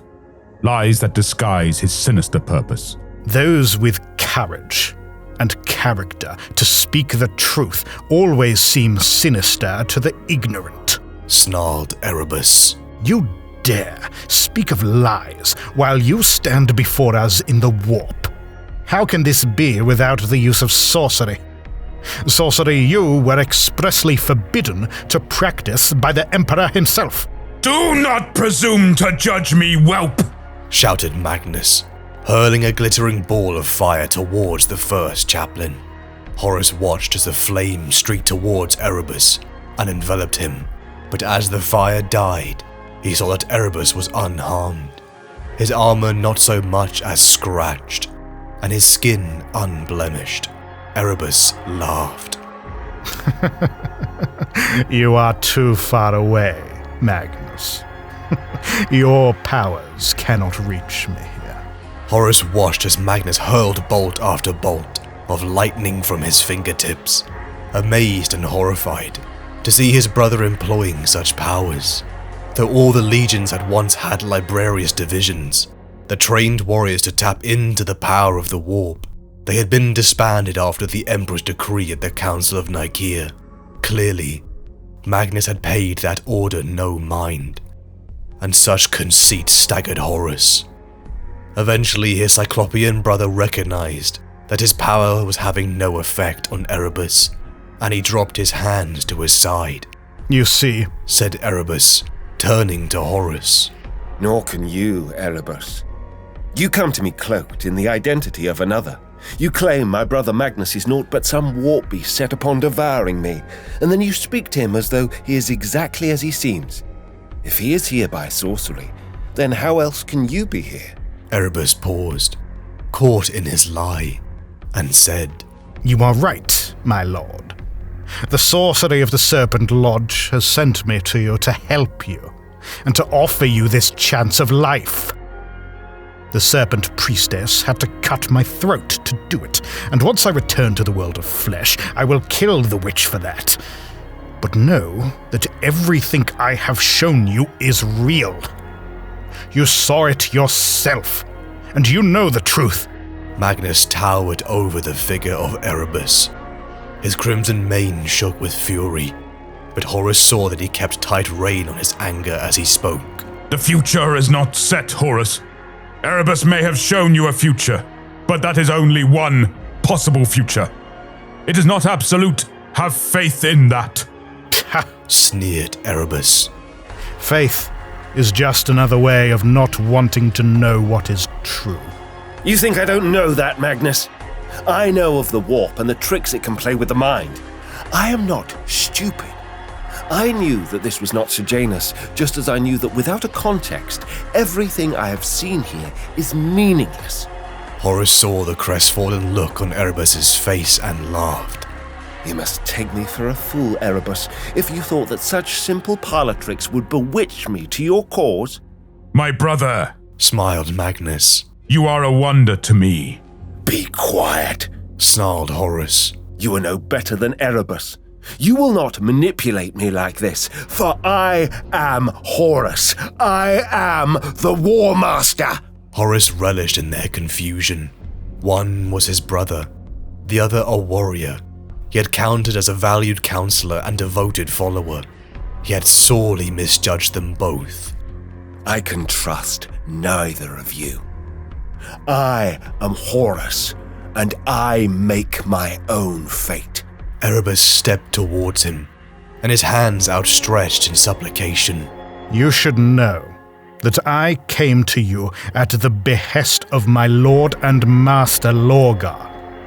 He already has knowledge of the Emperor's quest to ascend to godhood, and has sworn himself to the powers of the warp. When the Emperor rejected Lorgar's worship, he found other gods all too willing to accept his devotion. My Primarch's power has grown tenfold, and it is but a fraction of the power that could be yours were you to pledge yourself to their cause. He lies! Lorgar is loyal. He would never turn against the Emperor. Horus listened to Erebus's words, and knew with utter certainty that he spoke the truth. Lorgar, his most beloved brother, had already embraced the power of the warp. Warring emotions vied for supremacy within him. Disappointment, anger, and, if he was honest, a spark of jealousy that Lorgar should have been chosen first.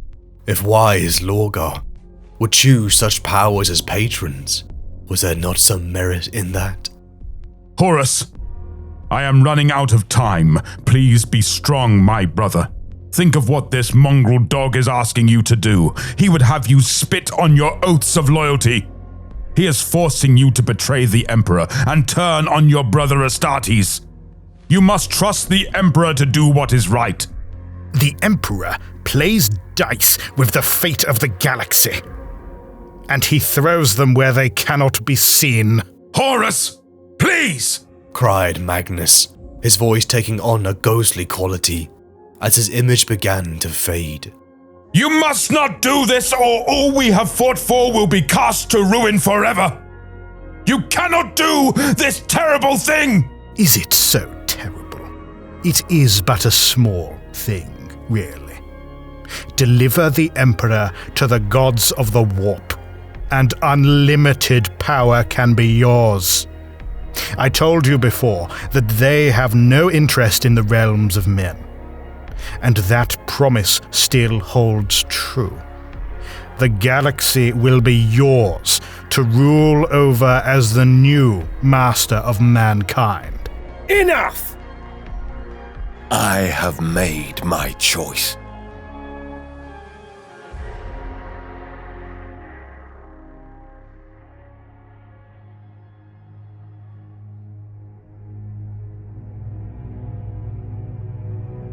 Horus finds his spirit, his soul cast into the warp, as his body lay within the Serpent Lodge temple.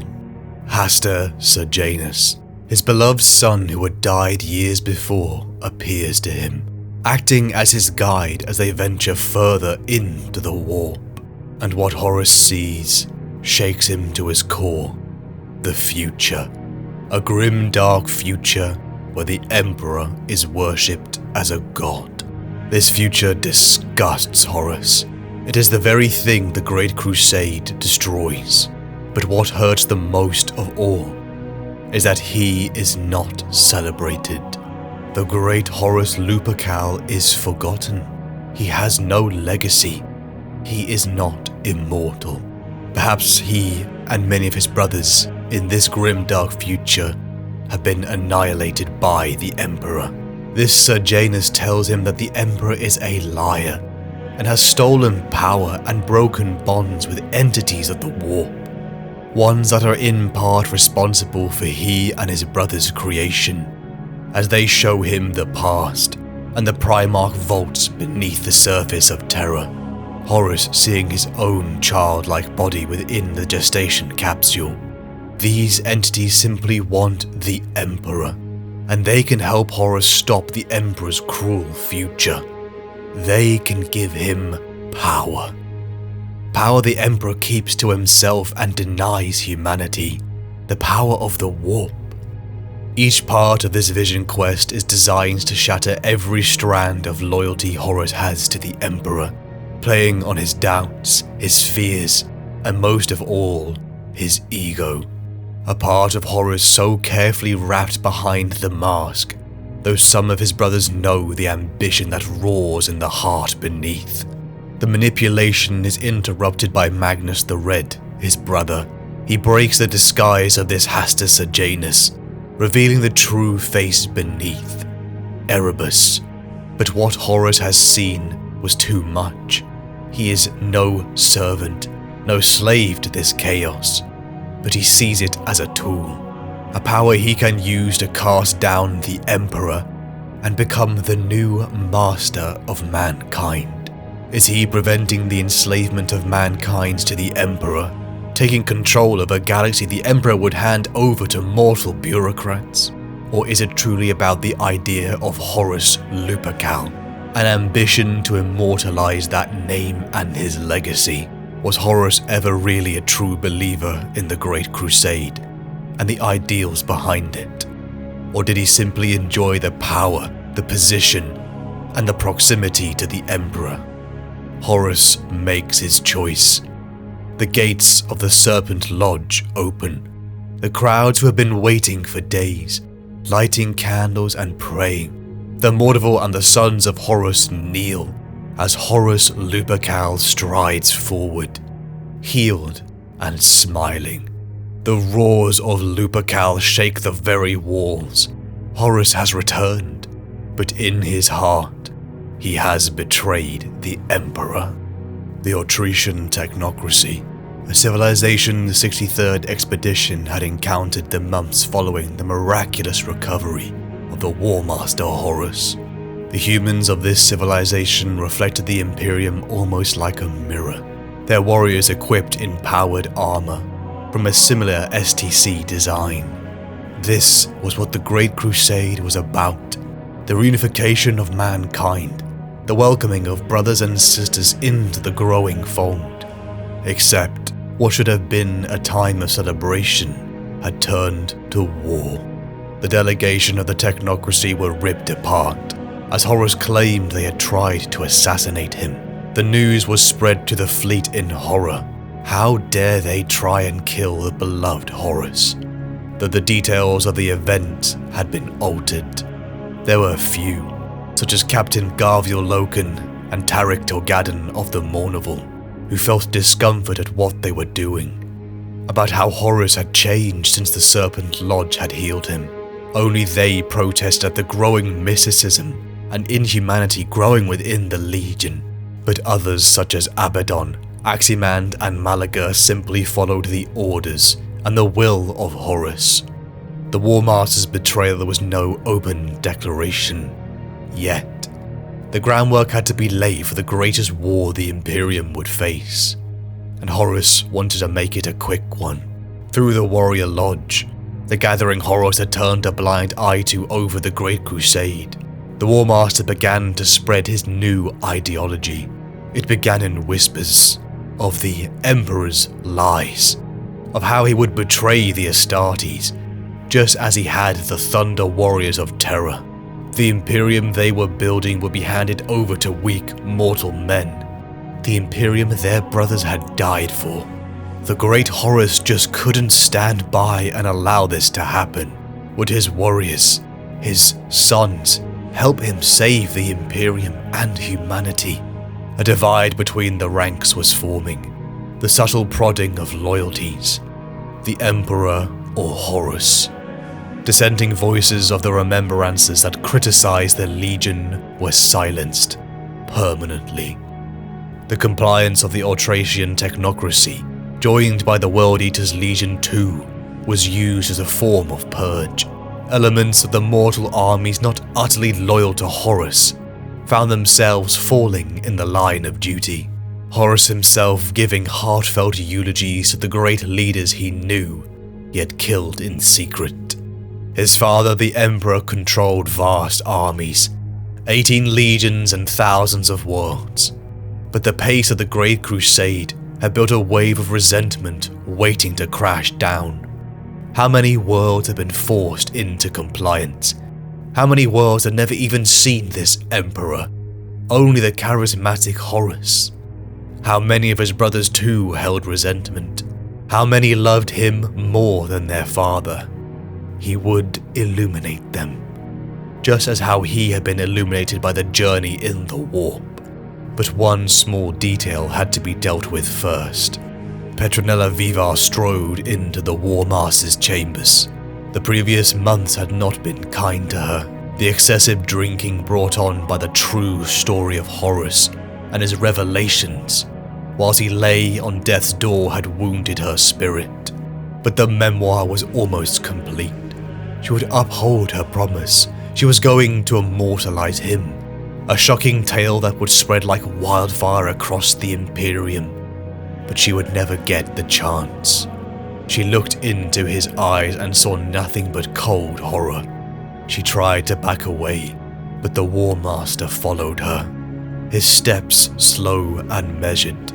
When we spoke in the Apothecarian, I let you look inside Pandora's box, Miss Vivar, and for that I am truly sorry. Only one person has need to know the things in my head, and that person is me.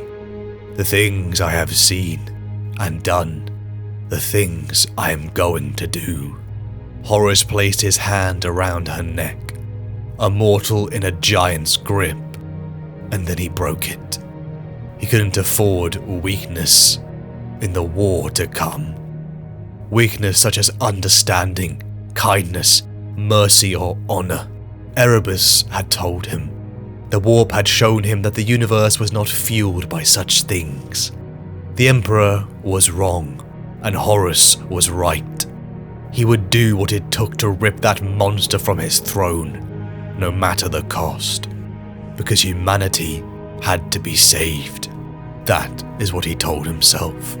To his brothers Horus journeyed. Lorgar of the Wordbearers already stood with him, supposedly brought into the fold 5 decades before, but there were those who he knew he could persuade to join his cause. Fulgrim, Mortarion, Angron, Alfarius, Perturabo, and Conrad Kurz. Each speech Horus gave had been practiced. He knew them. He knew the canker in the heart of all of them and exploited it. The lying, manipulating, hypocritical Emperor, the Imperium that undervalued them, the future that would discard them, the pleas of a brother who they loved, needing their help to save humanity, to enact revenge upon their twisted father who lied about the warp and kept its secrets to himself, just so he could become a god. Every word was crafted to each brother in a way only Horus could, until one by one they gave him their loyalty. And for those brothers who were loyal to the tyrant Emperor, Horus, in union with Erebus, created plans to scatter, attack and weaken them. An ambush for Guilliman and the Ultramarines at the dual world of Calth, the Thramas sector for the Lion, manipulations of Rust to destroy Magnus and Prospero, and Cygnus Prime for Sanguinius. Many of his brothers he respected, some he loved, but he couldn't turn back, not after what he had seen. He told himself he had no choice, as much as it pained him to do it. To the world of Isfahan III, the sons of Horus, Death Guard, World Eaters and Emperor's children convened. A rebellion had broken out across the world, one that the Warmaster Horus would annihilate. Above the planet, the legions converged as Mortarion, Angron, and Eidolon of the Emperor's children unveiled their battle strategy. A spear-tip assault upon the surface and the hub of Choral City. A unified attack with contingents from all 4 legions. In the court of the Warmaster, the usual calm and charismatic Horus had seemed to be replaced by one of authority and sternness. It was as if he commanded attention and obedience. All felt the unspoken tension in the air. In seclusion, Horus again met with his close counsel Erebus, the first chaplain finally showing this power spoken of and promised by the warp. and these entities of chaos. Ing Mei Sing, the astropath of the vengeful spirit, cried. She had tried to betray them. The messages and information over the previous months from the Warmaster to the traitorous legions had broken her. Horus rammed his clawed gauntlet through her chest, dripping her blood onto a fire that crackled with dark power. The Emperor had jealously hidden much from Horus, such as the truth of the warp, the intrinsic tie between that realm and the material universe, of how emotions powered it, and of how that power could be wielded. From dancing shadows a demon began to whisper, Warmaster, with a voice that stung the nerves as it spoke the power it offered, the promise the Warmaster had made to chaos. The anathema's future would die, the Emperor would die, and Horus would need their help. Nothing is beyond the reach of the gods. Gods, replied Horus. You waste your time throwing such words around. They do not impress me. I already know of your gods. I already know your gods need me. It was about him, Horus thought. I am the key, and it pleased him greatly. But the fact they needed him made him believe that perhaps they are not as strong as they pretend to be. No, they were entities in the warp, and the power they offered was a tool. He was no fanatic or so-called believer like Lorgar and Erebus. Unseating the Emperor was his only concern. Horus would not be intimidated as he spoke to this so-called demon, telling it that it better make due on the power it offered, if they were to take on the numerous forces of the Imperium. But before he was willing to use that very power, he would start the war himself. He was unwilling to use it as a crutch. No, the legions would begin this rebellion, but before that could begin, its own legion had to be pure. To the world of Istvan III the drop pods fell. Munitions and flames scorched Choral City and its rebelling force. Twisted humanoid creatures, foul sorcery of the warp began to slam into the legionaries, and bolt guns were unleashed upon them. But some began to notice the unusual structure of the companies. Many of the Terran elements, and those not in favor with the Warmaster, such as Loken and Torgadon, had made planetfall, with over 2/3 of the 4 legions remaining in orbit. Horus sat upon his throne as the light of the system's star shone through the observation deck. Choral City burned as the contingents of the sons of Horus, Emperor's children, World Eaters and Death Guard locked around it like a vice. The assault was effective and brutal, just as Astartes were known to achieve. But here would be no victory celebration for those upon the surface, because they were all going to die. To think that so much depends on the personalities of so few, Horus thought. News had come that Prospero burned. Soon Fulgrim would return with Ferris. Jagatai Khan he knew would join them. Horus could see the victory to come. On a podium, Horus and his equerry Malagur stood. The observation deck of the vengeful spirit swelled with the hordes of personnel, iterators, remembrances and documentarists, all here to bear witness to the compliance of Istvan III. Pickfeed showed the brutal ruins of Choral City. Bodies, blood and destruction washed over every meter of ground. The sight made the mortal men and women feel sick. And then the bombs fell. Virus munitions roared from the Legion's fleet onto the surface of Istvan III. They were killing their own. The fires washed over the entire planet, eating every living thing in its wake. It covered mountains, rivers and seas until all was death and silent. Astartes choked and dropped in their armor as they were eaten alive from within, their screams evaporating. You see now, said Horus to the assembled mortals, this is war. This is cruelty and death. This is what we were made to do for you, and yet you turn your face. The men and women were weeping, holding each other in the wake of this betrayal. "You have come to my ship to chronicle the Great Crusade," Horus bellowed, "and there is much to be said of what you have achieved. But things change, and times move on. The Great Crusade is over. The ideals it stood for are dead, and all that we have fought for has been a lie. Until now. Now I bring the Crusade back to its rightful path, and rescue the galaxy from its abandonment at the hands of the Emperor." Horus felt exalted. The mask was removed and he was free. He had never cared for a golden age of humanity. He had no great love of mortal men and women, as some of his brothers did. The secrecy since Davin was gone, and now he could show the universe the true Horus Lupercal.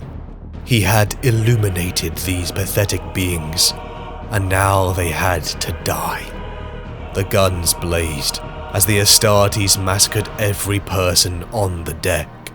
The collective memories and knowledge of some of the Imperium's brightest people died in an instant.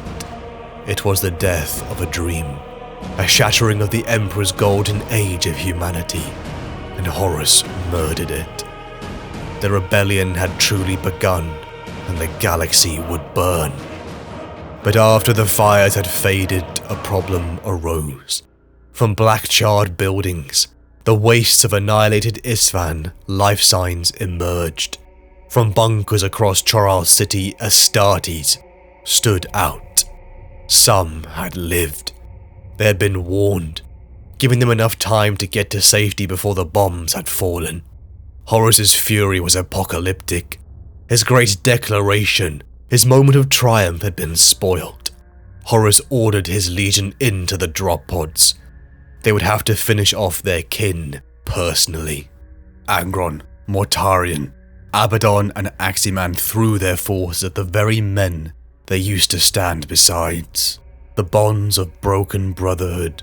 The pain was unleashed by those loyal to the Emperor. The Marines of the 16th discarded their title, reclaiming the Lunar Wolves banner as they faced the sons of Horus.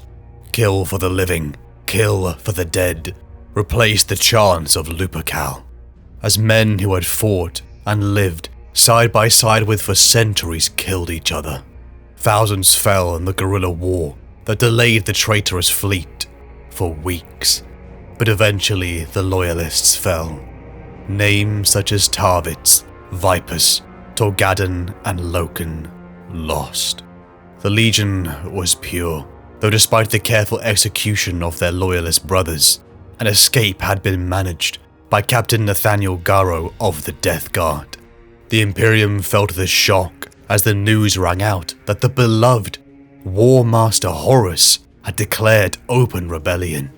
The warp rippled and convulsed as storms raged across it. Travel and communication became fractured and difficult. Entire sectors rose up in their support for Horus as the Imperium became divided in two. The Master of Mankind sat upon the Golden Throne, a prisoner to the great folly of Magnus, who in his attempts to warn the Emperor after the events of Davin, broke the psychic wars placed within the webway. The mirror dimension the Emperor had returned to Terra in order to forge humanity's golden era. But the Imperium's response would be swift and brutal, Horus knew, as the 4 legions under his banner plotted their course to the next site of the conflict, Isfahan 5. The barren world had been fortified by Fulgrim, 4 legions entrenched into the fortress that would take the brunt of Imperial retaliation.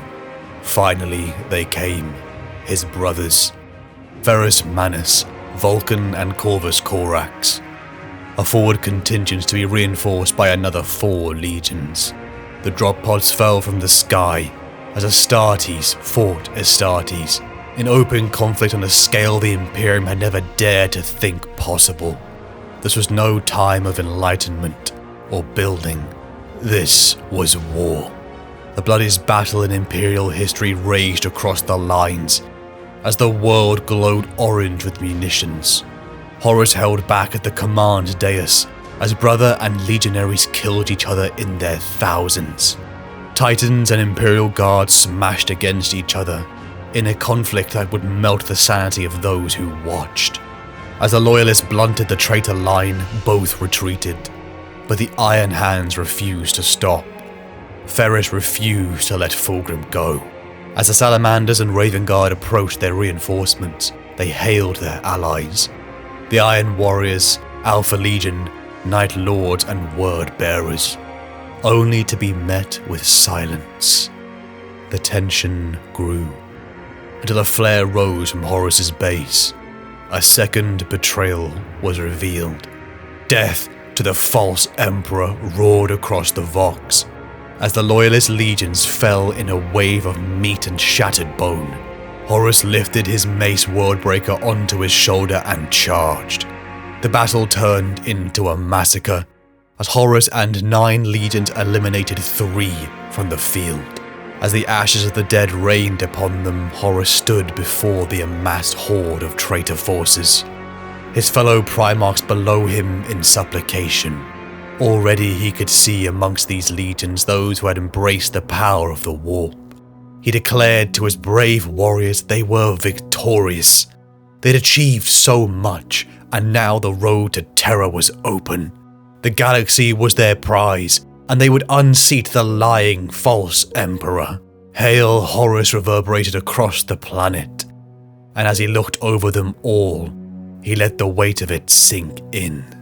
In his stratagem upon the vengeful spirit, Horus looked over the traitor armada. Not since Ulanor had he seen such a gathering, but the galaxy was a different place now. The road ahead was daunting. He knew it could be a long, bloody affair, but nothing would stop him now.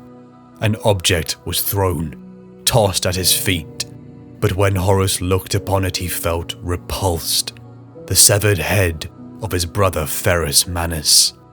To see a brother, despite an enemy so violated it shook him, a feeling he masked. It was distasteful, and yet an up-close reminder of what he had started. If only Ferrus had stood by his side. Fulgrim approached the Warmaster, hoping he would appreciate his gift, but Horus felt that same spine-tingling sensation he had felt before. He looked into his brother's eyes and saw another. A demon. Possession. A creature of the warp wore his brother's skin. It disgusted him. It made his blood boil to see his brother's body so violated. Horus's knowledge of the warp, this chaos, was growing, but this new revelation unnerved him. The true Fulgrim had surrendered to this creature, unable to reconcile with Ferrus's death at his hands. Horus wanted to smash the abomination, but stayed his hand. The creature had given him its oath, and he had need of the 3rd Legion. The puppet Fulgrim left unharmed, but Horus walked away with the realization that he needed to overcome his ignorance of these creatures. He would not be vulnerable to a fate like that. The traitor legions scattered. Dark tendrils that would raise every world that resisted the new order. The Horus Heresy had begun. Across the galaxy, the violent warp storms isolated entire sectors of space. The Ultramarines were decimated by Erebus and the Word Bearers at Calth. Lorgar launched his Shadow Crusade to burn the realm of Ultramar. Leman Russ and his wolves, blunted at the hands of Magnus and his sons on Prospero, were ambushed by the Alpha Legion. Sanguinius and his Blood Angels were walking into a trap at Cygnus Prime. The Lion and his Dark Angels were locked into a brutal war of attrition with Conrad Kurz and his Night Lords. Thousands of worlds that resisted the ascension of Horus were annihilated or made compliant. But as the months and then years began to pass, Horus dedicated much of his attention to a new pursuit, the warp, the primordial truth, this fundamental logic of the galaxy, where sentient life's emotions and beliefs were manifest. From Lorgar and Erebus' instruction, Horus delved deeper into this mirror dimension's power, demon binding, weapons and knowledge that were tools he added to his arsenal. Even later, a gift from Cygnus Prime, the Red Angel, a demon forged from the dark power that lay in the Blood Angel's line, a gift given to Horus by Erebus. They all knew this was a result of a failed enterprise. Erebus had tried to corrupt his brother Sanguinius on Cygnus Prime, something Horus had sabotaged. Sanguinius should have been Warmaster. He had said that to Petronella Vivar in his dying breaths. He knew it, so he would not allow that same possibility as the champion of these chaos gods. Erebus let his mask slip, calling out the Warmaster with rage in his voice. A kindness Horus returned, as he flayed the cretin's face from him alive, banishing this zealot from his court. He had no more need of Erebus. Did the chaplain not think he too heard the whispers, the promises of the dark gods? A dark empire covered the entire northern sector of the Imperium. From his seat of power, Horus ruled a force and Imperium that was greater than that of the current emperors. But all knew that every road, every path led to terror, and the final confrontation, where he would kill his father and assume his rightful place as the new master of mankind. But could he defeat the Emperor? 30 years he and his father had stood side by side. They had fought back to back countless times, and even saved each other's life, so none knew better than Horus the power the Emperor still wielded. On the world of Goro, Horus had seen it, the build-up of colossal psychic energies, power like nothing he'd ever seen his father wield before, or even suspected he possessed. All-consuming, all-powerful. It was the power to extinguish life in every sphere of his existence. Physical flesh turned to ash before it, and what ancient faith had once called a soul could be burned out of existence, never to cohere again when the Emperor annihilated the Orc beast from existence. How could Horus challenge that? He needed to become as powerful as the Emperor. As he had seen in the warp in his near death upon Davin, the Emperor had stolen this power from these gods of chaos in order to build his apotheosis into a god himself in the future. The Emperor could only be challenged by an equal. Horus would have to acquire this same power and knowledge for himself. To the world of Dwell, Horus would find his answers. Upon the world lay a fortress Horus knew was built by the orders of the Emperor during the Great Crusade. But the sons of Horus were ambushed as they lay siege. A strike force formed of the shattered legions of Isfahan made a strike for the head, Horus himself, only to be repelled. The attempt grew a state of paranoia, as so few had almost achieved the impossible and slain the Warmaster. Primarchs had died since this war had begun. It was unfathomable but possible for these demigod beings to die. Through the inner sanctums, Horus, Abaddon, Aximand, and the new Mournival members, followed by their Justerian Terminator guard, strode. They traversed high vaulted antechambers of fallen pillars, and halls of bolt-crated frescoes that had once been battlefields. The air thrummed with vibration of buried generators and tasted like an embalming workshop. Between murals of cobalt blue Legion warriors, tens of thousands of names were inlaid on the coffer panels with gold leaf. A colossal cryogenerator throbbed with power. In the center of the echoing chamber, the great minds, the heroes of the early days of Terran unification and the Great Crusade, swam in this amalgam of glorified dead, knowledge the Emperor clearly valued. A wisdom Horus would tap into to find his answers, leading him to the first piece of the puzzle, Molech. Mortarin and his death guard arrived upon Dwell. The Pale King stood before the Warmaster as another slithered into view. The last time Horus had seen the Primarch of the Emperor's children, Fulgrim had been the perfect warrior, a snow-maned hero in purple and gold plate. Now the Phoenician was the physical embodiment of an ancient, many-armed destroyer god, serpentine of body and clad in exquisite fragments of his once magnificent armor. Fulgrim was a beautiful monster, a being to be mourned for the splendor he had lost, and admired for the power he had gained. Mortarion looked at their brother in disgust, but Horus only saw a brother, no matter how transformed. And why should he not bask in the secrets the Emperor kept from them? Molech, he asked his brothers, a world Horus, Fulgrim, the Lion and Jagatai had made compliant during the Great Crusade. They were Primarchs. They remembered everything that had happened in their lives, to the minute detail. So why did Horus and Fulgrim hesitate to recall their memories on this world? It was hazy, as if their memories had been tampered with.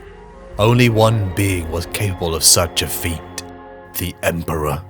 Something was hidden upon this world, something the Emperor feared even his sons knowing the truth of. A rumbling sound grew, until the 3 Primarchs and their guard saw a silhouette grow rapidly. A flying machine of death. A fire raptor unleashed a wave of munitions almost point blank at Horus's forces. Blazing hot rounds pierced into Horus and slammed him backwards. He didn't need his visor displayed to know how badly he had been hurt. His armor was battered but unbreached, though his skin was burned to the bone, his scalp scorched bare. Shadrach Medusan of the Iron Hands.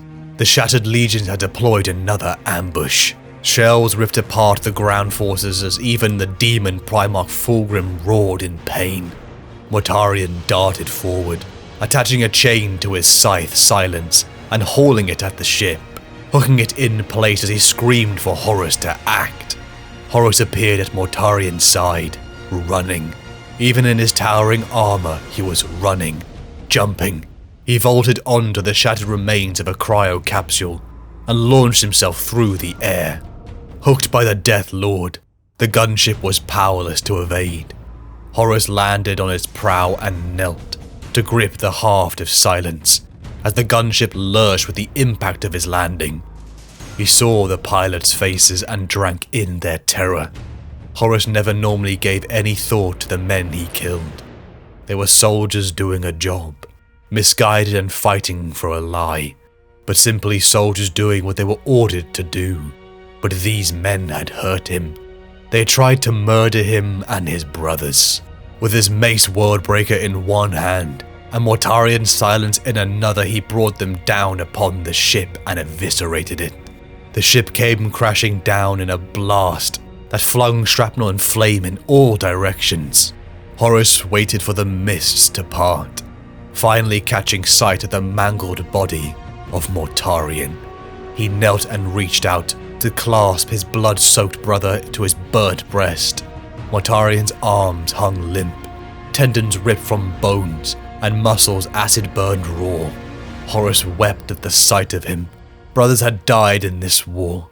He was prepared for that, but to see one up close and on the brink of death, he let the warmth back into his heart. He loved them, all of them. It didn't change what he had to do, but it only made his journey so much harder. Mortarion lived. The forces of the Warmaster returned to their fleets, as they all began to heal. Dwell had been destroyed by the ambush, breaking the cryovaults forever, a knowledge deemed better to be destroyed than in the hands of the Warmaster. As the fleet loosed their moorings, they roared towards Moloch. For the viewport and intelligence, Horus, Mortarion, Abaddon, Aximand and the new Mournival could see the might of Imperial defenses. A night house, loyalist contingents of Mars, millions of guard and elements of the Ultramarines and Blood Angels. The garrison force was immense, another layer of defense for the Emperor's secrets.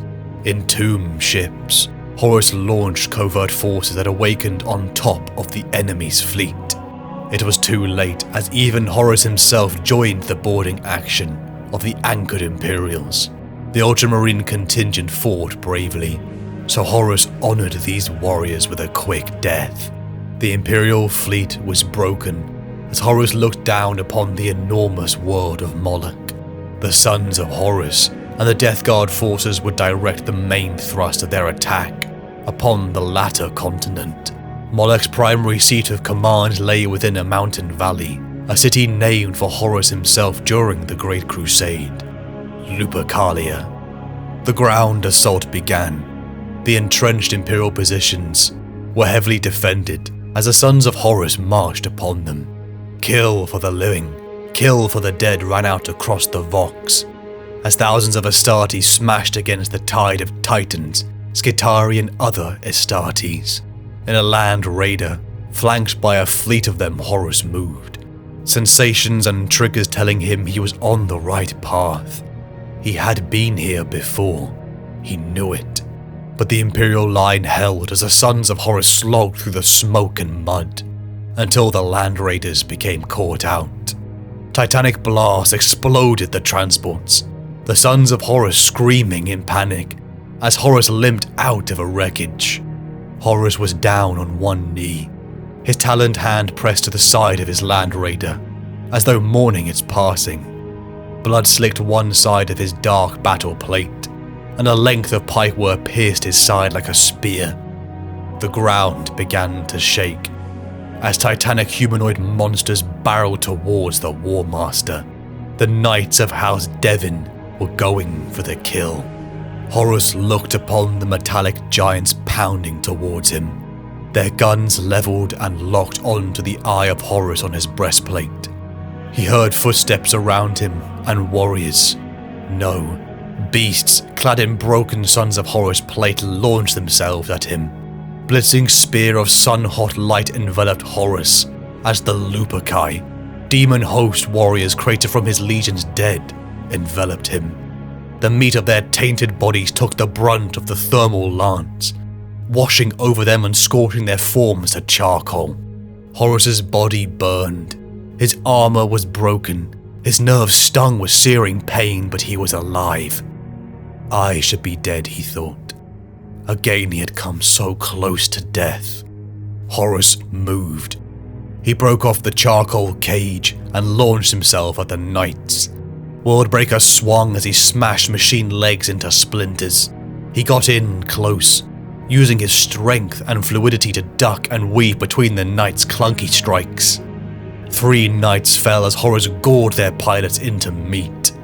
The rest of the knight squad fled as Aximand and the rest of the legionaries caught up to their Primarch. Horus felt his body begin to heal and reknit, but still he felt exhaustion. Across the field the Imperials fell, but the cost was high. So many of his sons lay dead. Onwards, Horus and his sons pressed, fresh armor replacing the Warmaster's broken plate. To a cave entrance outside the city of Lupercalia, Horus and the Mournival strode. A stagnant lake filled the center of the cavern, its surface a basalt mirror. Rotted vegetation, festering dung and heaps of bone taller than a man were heaped at the water's edge. The ambient temperature dropped by several degrees, and plumes of breath feathered before the Warmaster and his sons. He had been here before. A mix of nostalgia and anger washed over him as he struggled to piece together the memories his father had manipulated. Ghost shapes moved through the cavern, given life by his picking at the wound in the angles of space and time. Each was numinous and smudged, like figures seen through dirty glass. They were indistinct, but Horus knew them all. His brothers. This was where the Emperor had manipulated his mind. Of course he would. His father had always been a liar. He kept the truth of the warp from him, kept his work on terror from him. Of course he lied. Horus's anger again boiled. A sentiment mirrored as the lake's water began to boil too. The cavern was suddenly gloriously illuminated. An angel of fire with swords of lightning held outstretched. Faceless, remorseless, Horus recognized it for what it was. A sentinel creature, a final psychic trap emplaced by the Emperor to destroy those who sought to unpick the secrets of his past. And it moved faster than Horus could believe. It smashed Horus into the lake as black water filled his lungs.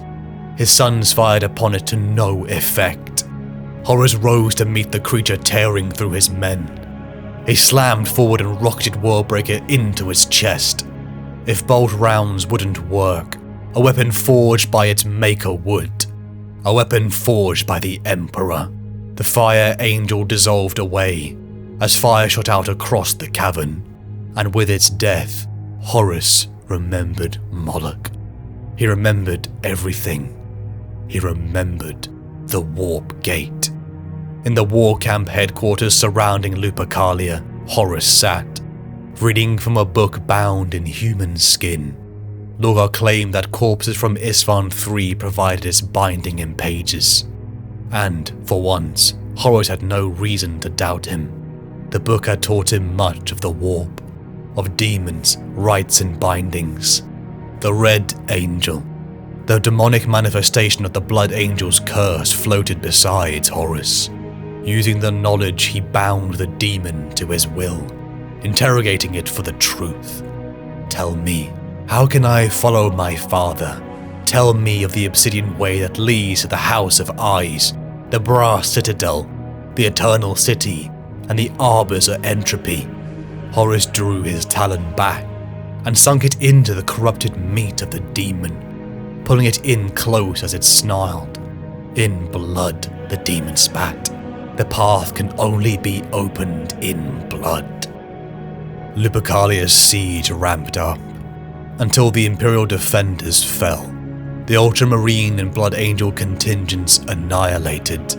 The mortal defenders and knights broken. The last time I entered the city, I was paraded in glorious triumph with Jagatai and the Lion, said Horus. I marched at father's right hand and the people cheered my name. Now they looked on in fear through the rubble and smoke. No, one day they would praise his name again. He would return victorious after he had taken Terra, and to do that he'd have to be more than just an emperor. His father's only mistake was his breaking of the oath he had given these gods of the warp. So what if one honored the bargain, and still emerged with power that matched the master of mankind? Horus would no longer be just a man, just a Primarch. He would be a god. Horus liked that. Horus, the god. In a cave in the heart of Lupercalia, Horus found what he was looking for. With Abaddon, Aximand, Falcus Kyber and Mortarion by his side, they raced into the cavern's depths. The narrow corridors shrinking further as they delved deeper. Bolt rounds slammed into the Justarian Terminator shields. A large contingent of Ultramarines guarding a mortal woman were anchored at the edge of sight. Horus glimpsed it. A simple obsidian rock formation, and he knew he had found it. The Ultramarines gave their lives to the last, clearly buying time for this mortal woman. Horus panicked. Something was wrong, and he would not risk everything he had sacrificed so far to fail now. He rushed in front of his men as Mortarion followed. He slammed his talon through the mortal woman, tossing the dying corpse to the ground. Horus looked upon her, realizing he felt the echo of his father's power within her. Who was she? What was she trying to do? The bleeding mortal woman looked into the Warmaster's face. She saw no pity, no mercy, but curiously she saw regret. She struggled to speak, and the Warmaster knelt to hear her final words as the life bled out of her. Even souls ensnared by evil maintain a small bridgehead of good, she said. I want you to remember that at the end. Horus looked puzzled for a moment, then smiled. In that face the mortal woman saw the echoes of the charismatic man who had made worlds kneel. A man who once represented the greatest star in the Imperium, the guide to a golden age that was now ash. Horus stood. He walked to the obsidian structure. From Davin to now, it had been an ocean of blood. A journey that had asked so much of him. A betrayal of his father, his brothers and the Imperium. A path he had no choice to make.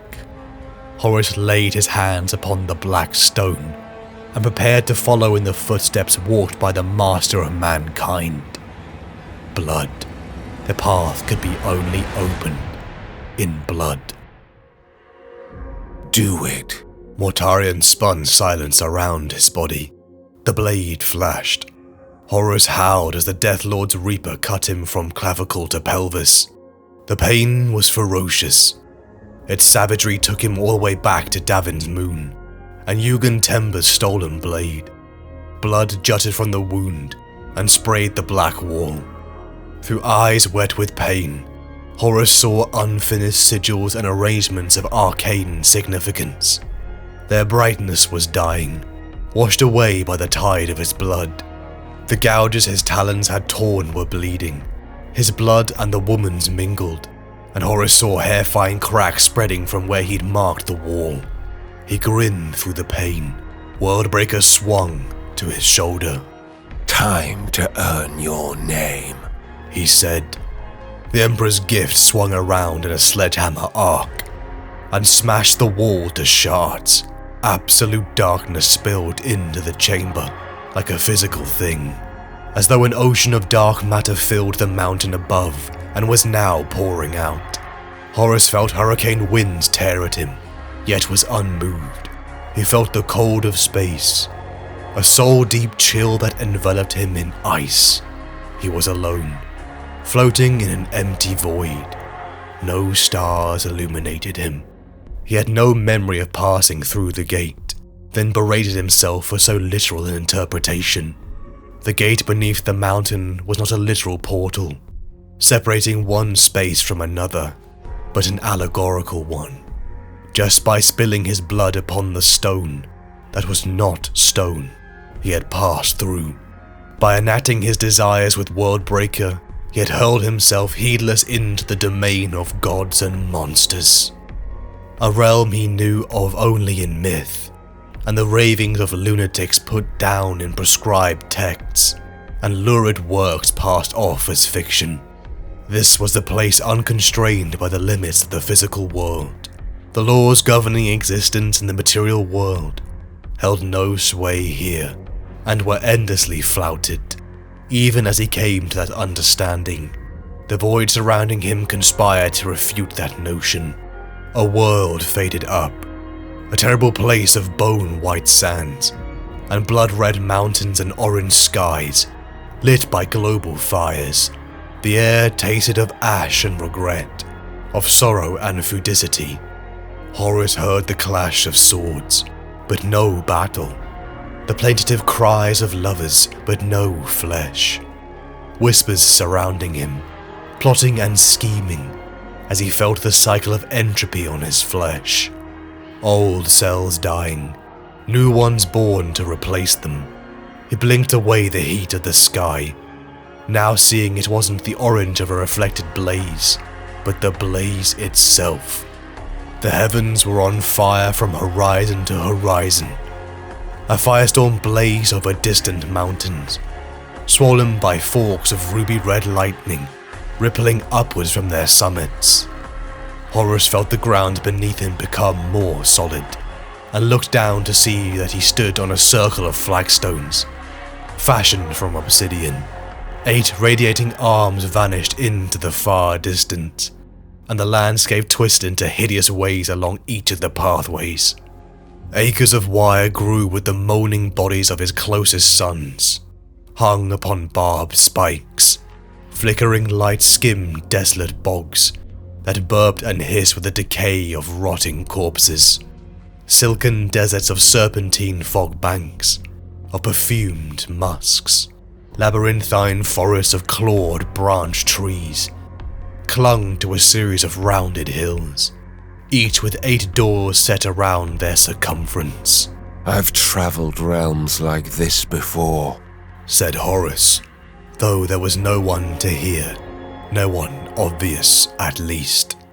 Each of the 4 cardinal paths ended at a mountaintop fortress to rival that of the Emperor's palace. Their walls were brass and gold, bone and earth. They glimmered in the ruddy light of the firestorm. Screams issued from each of them, and booming laughter of mad gods rolled down from the peaks. "They are mocking you," said a voice behind him. Horus turned, knowing what he would see. The Cruor Angelus was the red of a battlefield sunset. Its armor no longer splintered and broken. Its face no longer a charred nightmare of agony. The chains encircling its body were gone, but the light of extinguished sun still burned in its dead eyes. Why are you here?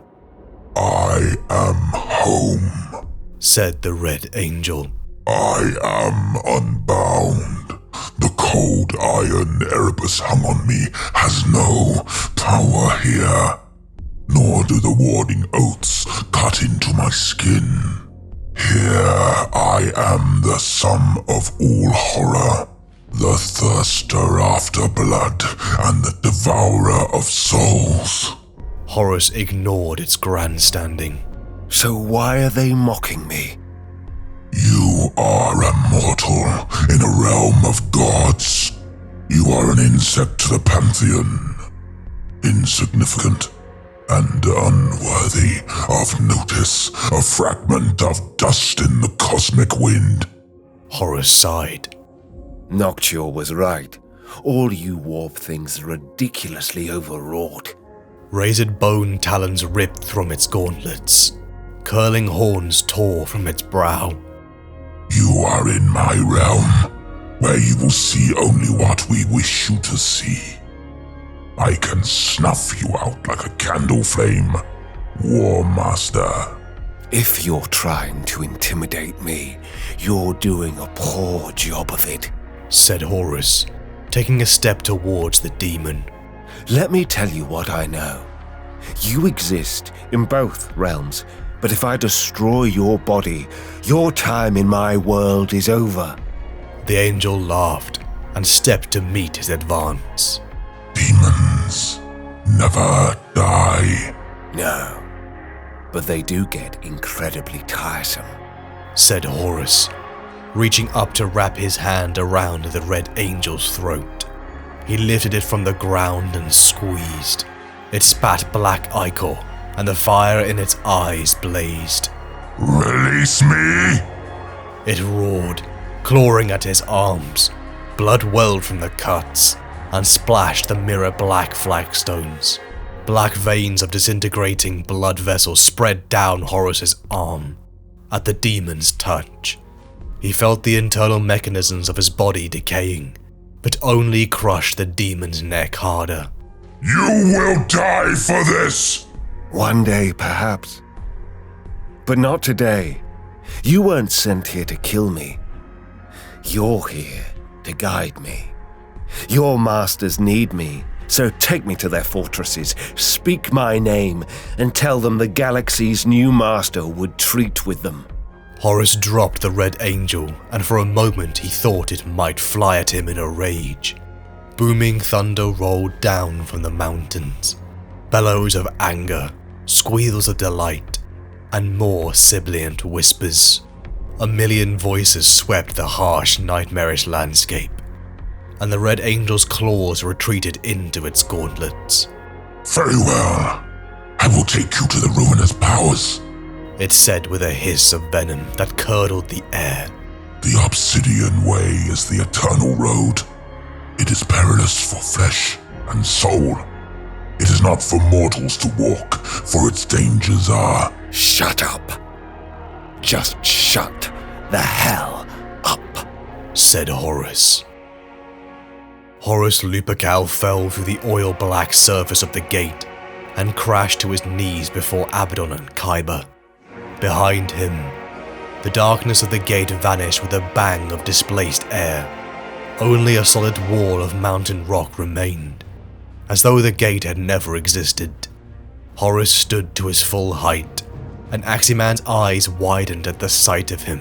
The Warmaster had aged. Cthonia had shaped him, molded him into a warrior of flint-hard lines and cruel beauty. 2 centuries of war had left no mark upon him, but moments beyond the gate had done what the passage of time could not. Silver streaked the stubble upon his scalp, and the grooves at the corner of his eyes were deeper and more pronounced.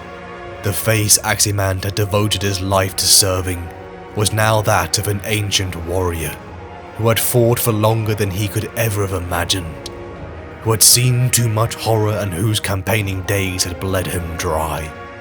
And yet the fire and purpose in his eyes was brighter than ever. Nor was that fire simply confined to his eyes.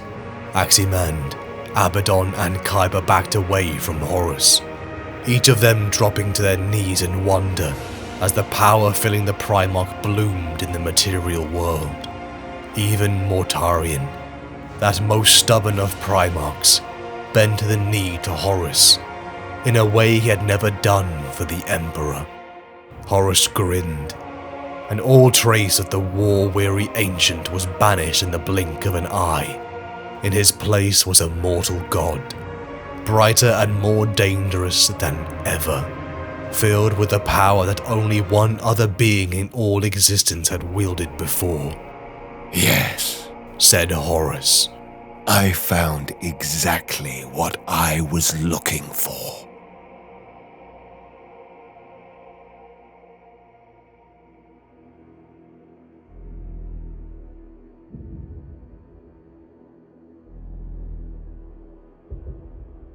Horus Lupercal emerges from the realm of chaos, and his power near matches the Emperor of mankind.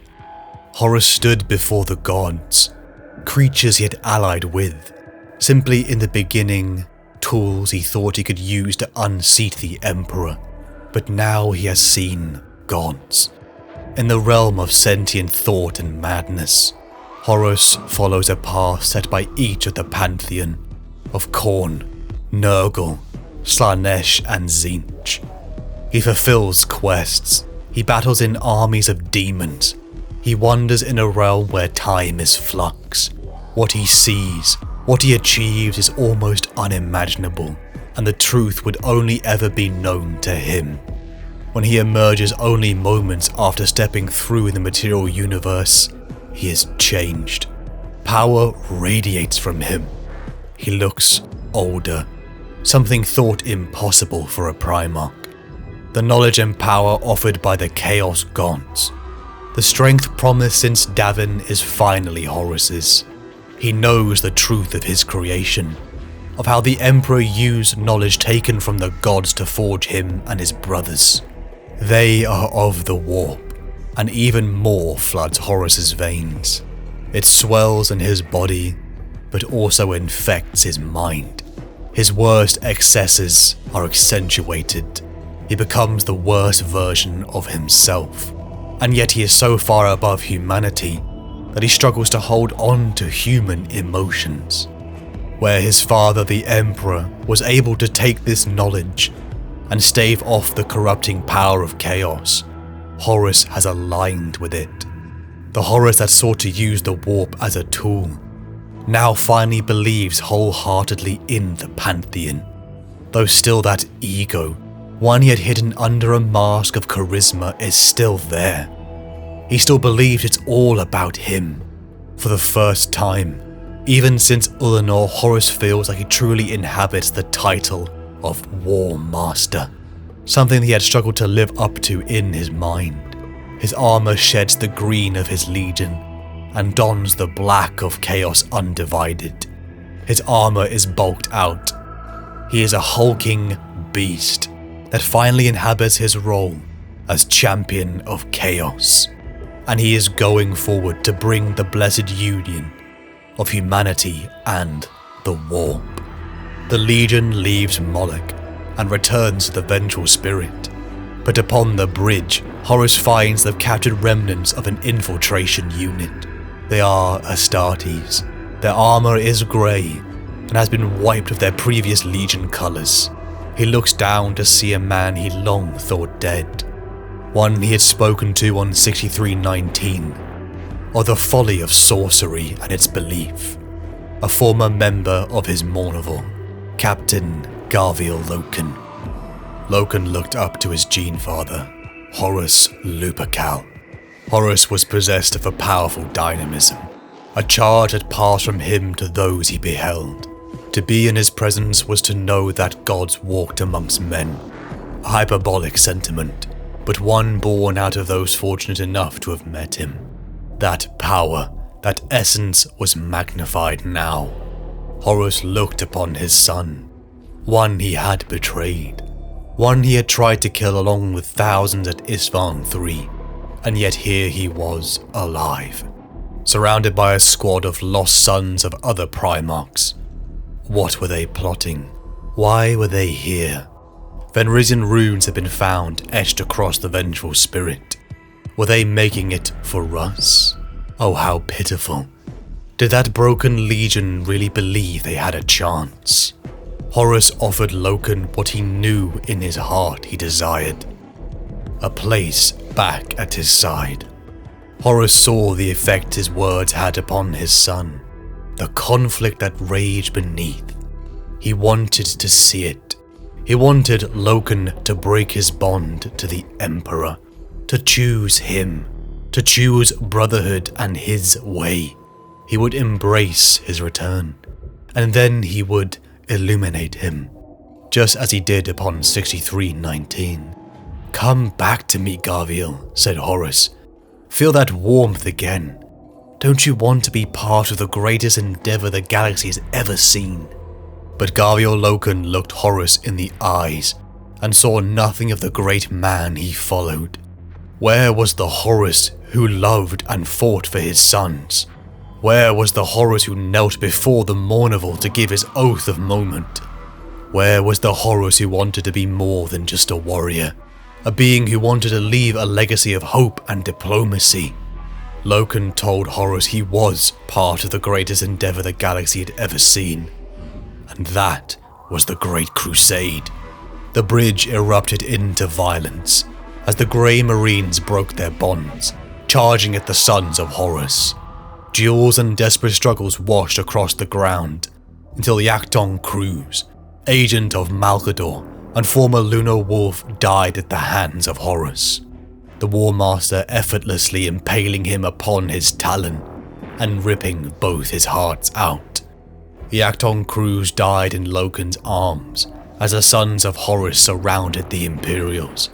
Horus sat disappointed in his throne as Loken rose, renouncing Horus and promising he would fight him until the end of his days.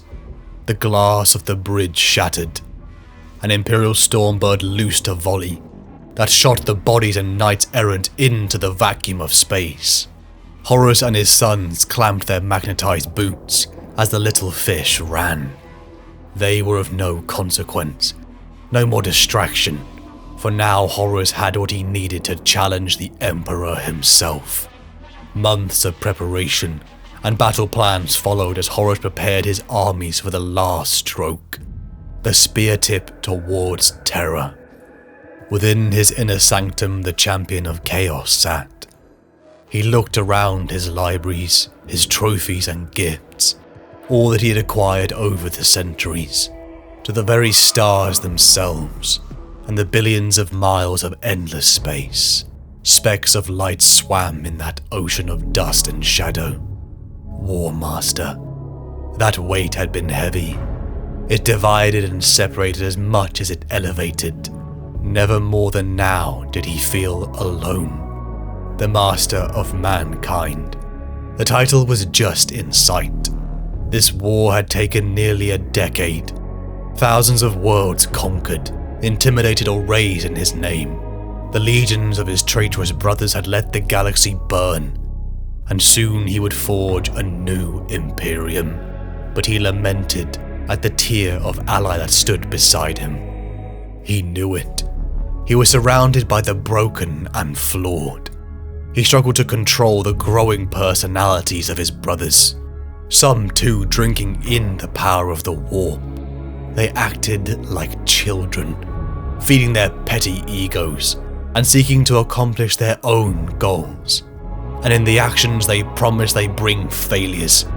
How many of his loyalist brothers still stood after their deaths had been guaranteed to him.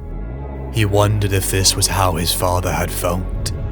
Guilliman, Oh, perfect Gilliman with his data slates and quills. This war would have been over if he had stood beside him. Corax would not have made the same tactical failures as the untrustworthy Alfarius. All the brothers he wished to join him stood against him, and he would have to reforge the Imperium with these broken monsters. Did they think they were even half the Primarch he was? No, only he, Horus Lupercal, was capable of such a feat. Only he could have brought them this far. Perhaps that was why his father had named him Warmaster, because he feared what he was capable of if he had not. A confessional Horus spoke to, in the presence of the skull of Ferrus Manus. In the Trisolian sector the vengeful spirit hung. The capitulation of Mechanicum facilities and forces in system was almost complete. To the Warmaster personally they bowed, as once again the Warmaster's fleet loosed their moorings, as they prepared to meet at a rally point for the push towards Terra. But from the void an ambush was sprung. Using the gravity well and solar radiation between the two Trisolian system stars, the Space Wolves' entire legion launched towards the traitor armada. An almost reckless assault, as the two fleets began to trade munitions that illuminated the miles of cold dark space between them. The Wolves could not hope to overwhelm their enemies, but that was not what they were trying to accomplish. The entire fleet rushed toward the vengeful spirit. They were going to cut off the head. At the spear tip of Lehman Russ's flagship, the Wolves cut through Horus's fleet. Boarding torpedoes streamed across the void, ramming into the ceramite frame of the vengeful spirit. The ship had wolves in its belly, as Russ and his sons slammed against the Sons of Horus within the tight corridors. Some of the Fenrisian runes, marked by Loken's team, had been found, but not all, as Russ and his host made for the bridge. Russ and his sons again rocketed into a large hangar space, as equally the Sons of Horus rushed to meet them. Blood, ceramite and bone lacered the walls and floors, and Astartes killed each other, until a voice boomed across the battlefield. Cease! Such power was imbued in that command that all warriors faltered. Green and grey armoured figures stepped back from one another, eyeing each other with unshakable hatred, but they were compelled to hold their peace by Horus's word. No matter how much they wished to fight, Horus looked upon his barbarian brother, the Wolf King's mask. One Horus knew he wore just as he had done, slipped. Shock and horror rippled across Russ's face as he saw what Horus had become. Horus grinned.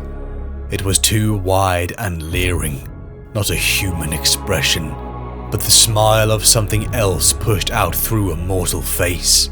It shrank back into his features, and his expression became sorrowful. Stop this now, Russ, he said. Listen to me. I have learned the truth. I have seen the future. I know what disaster our father will inflict upon our species. Russ looked around him. The corruption and taint, the flayed skins and horrific scenes that represented this truth. Did Russ, their father's lapdog, hope to defeat him, thought Horus. Could he now see the difference in the power they wielded? How he was utterly outmatched. Russ in horror told him he was not himself. He was sick, manipulated. Come with me to Terra. The Emperor can heal you. I am not wounded, Horus spat back. I have been made whole. Before I was but a pawn, now I am the master of my destiny. I will overthrow our father and bring a new era of power to mankind. An era of cruelty, said Russ. Look at your warriors. They have become monsters, though not so much as their father. Monsters, roared Horus. I have seen the black future the Emperor will bring upon us. He cares nothing for humanity. The Great Crusade is a lie, Russ. He cares only for its apotheosis. You and I, we were his tools to be cast aside. He will let the souls of 1 trillion human beings burn to sate his eternal hunger. I know. Horus offered Russ to join him. Fight for truth. Embrace the primordial way and help him overthrow the tyrant emperor. But Russ rejected the outstretched hand. The Wolf King had come to slay a monster. At his side, Russ raised a golden spear that emanated brilliant power. Horus felt the hand of the Emperor's power upon it and raised Worldbreaker. Horus charged, propelling the many tons of his adapted Terminator plate into a thunderous run with ease. His giant maul he held high overhead, ready to strike. Russ met the blow with a double-handed block, taking the maul's head on the blade of his spear. A shockwave of empiric energy blasted outwards, knocking Space Marines over and tumbling them head over heels. Horus struck again, and Russ staggered back. Bolt guns roared a thunder to match the lightning of their clash, and the battle was joined once more. The Wolf King was outmatched, but the very presence of the spear banished much of Horus's warp strength. The duel was now Primarch versus Primarch. Russ leaped forward, only to be battered back time and time again. The relentless superhuman strikes of Horus ruined his armor as he desperately tried to parry. There was no possibility the Wolf King would win, Horus thought, but Russ didn't have to win. The Wolf King stepped into the blow, locking Horus in place as he thrust the Emperor's forged spear into Horus's gut. Howling, Leman Russ pushed again, plunging the eager tongue of his blade into the Warmaster's guts.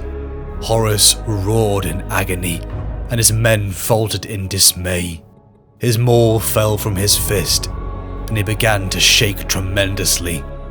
His head jerked back, and a blast of white-hot soulfire blazed from his mouth, cracking the armoured cowl curve above his head. Skittering lightning crackled over the two brothers.